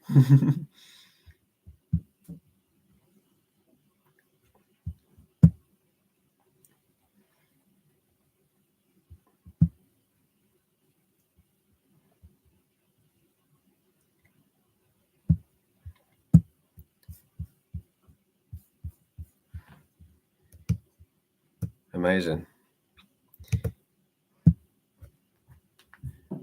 On that note, guys, I think what I'm going to do is pop off here.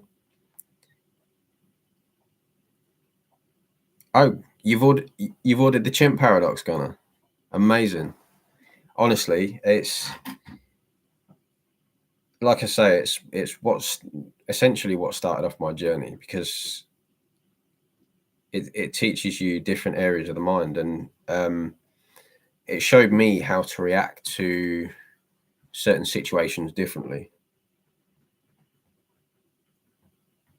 For example, simple things like, when you get caught in traffic and you got somewhere to be. I must admit, previously I used to get very frustrated quite easily. I was like, I need to be here. Like, I'm not there. I'm not going to get there while this is going on.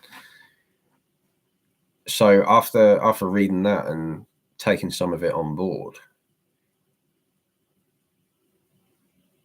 it was a case of, okay, so this, I'm in traffic right now. Yeah, it's just a line of cars. If I was that worried about it, I would have left home earlier. So I think it's a very valuable book. So Professor Steve Peters is an absolute genius. So if anybody else that hasn't got this, I would recommend this as a good read.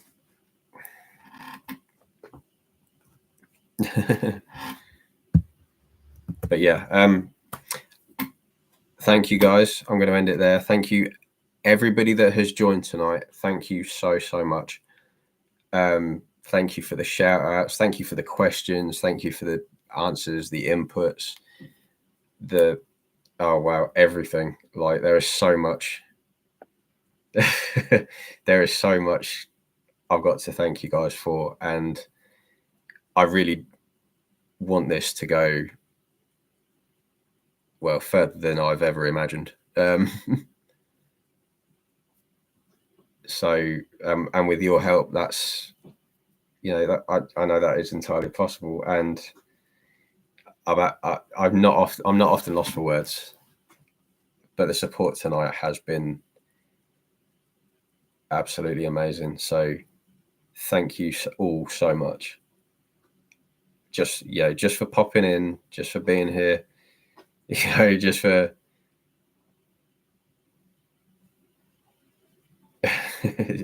just for saying hi and going again if that's been you.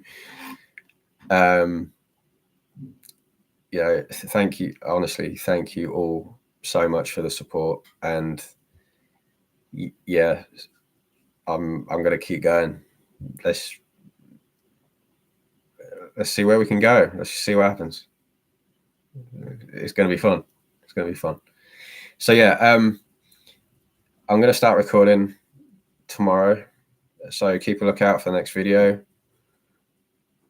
About this one's, we're looking at detachment for this one. So if that's something that you want to look into, this one will be for you. Otherwise, I will see you, hopefully all of you, I'm intending all of you, next Friday. Same time, same place, same races, same face. So if I don't see you through the week, I'll see you through the window.